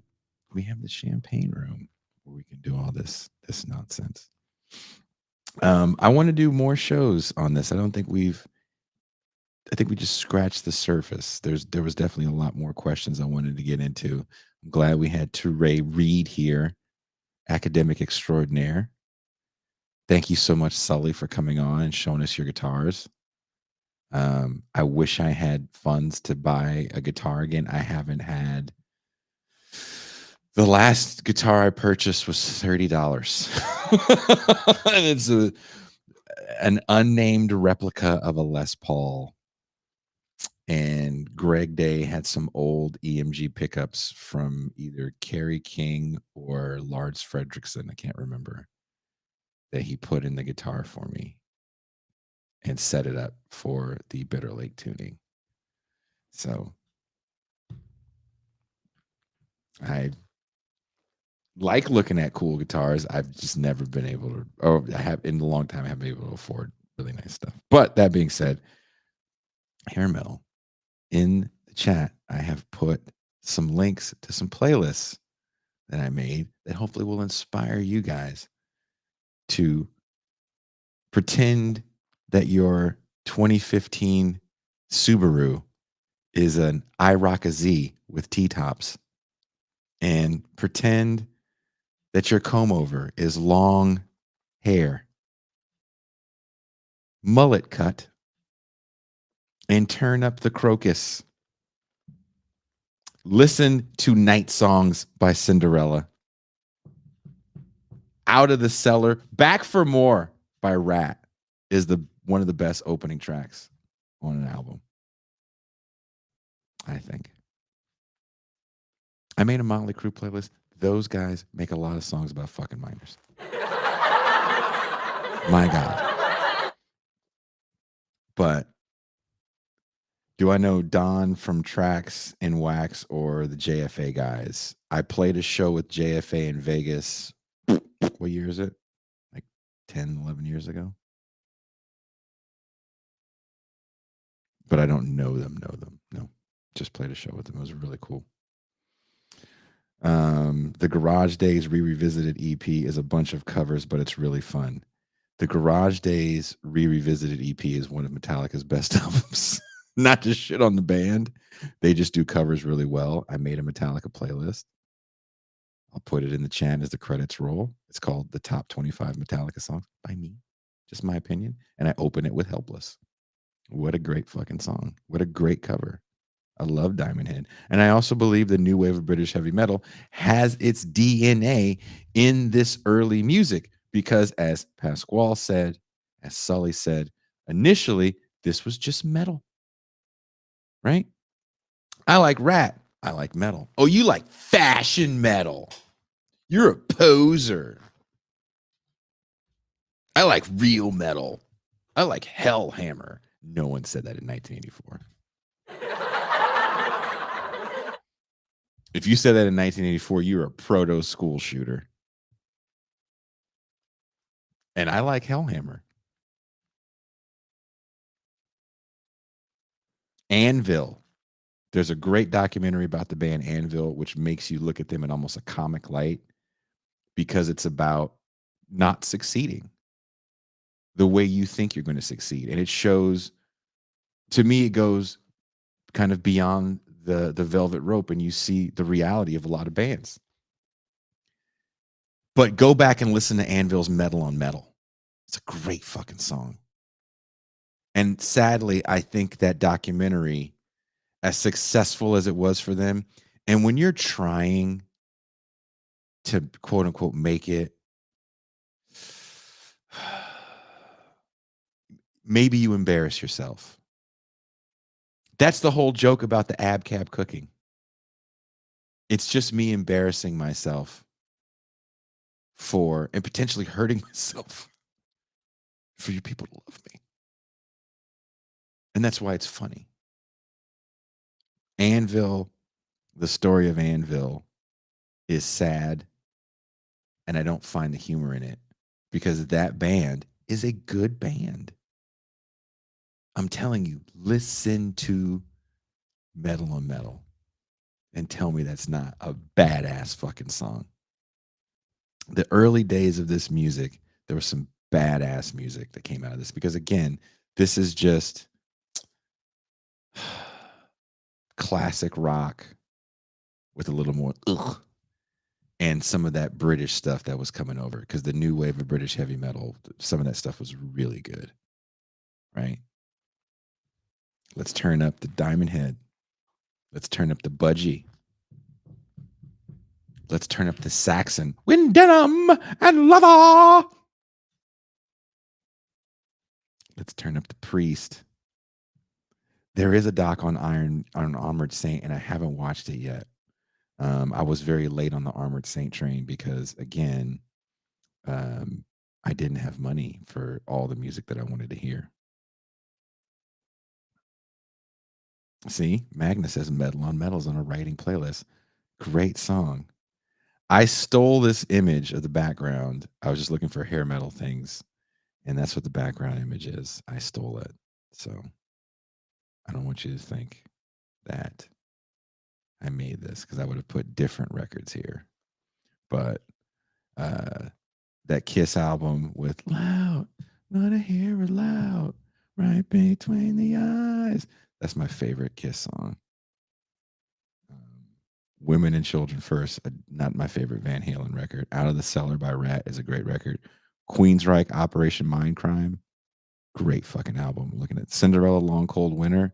Cinderella is a blues band, in my opinion, a heavy blues band that suffered from coming up in the 80s and had to have the name and the hair. If they were called Tom Kiefer's Blues Experience or the Philly Destroyers or some shit, they probably could have a better career. Maybe they wouldn't have been as popular in the 80s, but he'd still be a lot more relevant and less on a nostalgia circuit because that man is extremely talented. Hell of a guitar player, extremely underrated. But yeah, someone says turn up the Merciful Fate. Fuck yeah! Let's do it. Thank you guys for taking the time to check this out. If you enjoy what we do here on TIR and have the means, become a patron for as little as $2 a month or $30 for the year. You can have access to champagne rooms past and present and more. Tell me in the comments, what is your favorite hair metal song or record? Do you think the genre was over by 1987? Or do you think some of the preceding bands made some great metal records? Skid Row, I think, is a metal band, but they get labeled in the hair stuff. And I think their second record, Slave to the Grind, holy shit, I didn't know how good that thing was. Again, Spotify, I discovered it way late. I'm like, man, Slave to the Grind is really good. Guns N' Roses, I don't think they're a hair band, but Appetite for Destruction, is it the greatest debut album of all time? I don't know. There's some bands that come out. Enough's enough. You can't get more hairy than that band. And to this day, they still embody the LA strip look. But they were marketed as a heavy version of the Beatles. I've never been a big Beatles fan. And I remember kind of digging the song because it was a Headbangers Ball third hour thing, as Sully pointed out. And I listened to it sometime last year for the first time in probably 30 years. And I was like, damn, that New Thing song is really fucking good. It really is a heavy Beatles song. If you like Beatles harmonies and kind of simple rock stuff, but turn to 11, check out Enough's Enough. Better than you think. Better than you think. Bang Tango. Remember Bang Tango? Was that stuff good to you? Let me know. Let me know. Let's go out with some fun stuff, because I want to know what you guys think about this stuff. So, peace.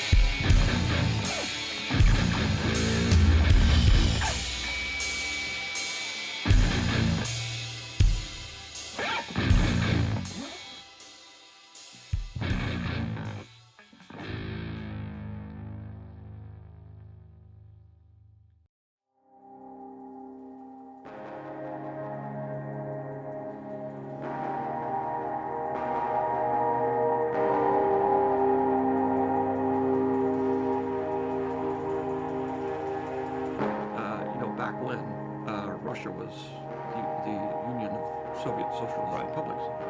And they'd say, oh, but aren't you so glad that you're in America? I said, well, I know a lot of Russian filmmakers, and they have a lot more freedom than I have. All they have to do is be careful about criticizing the government.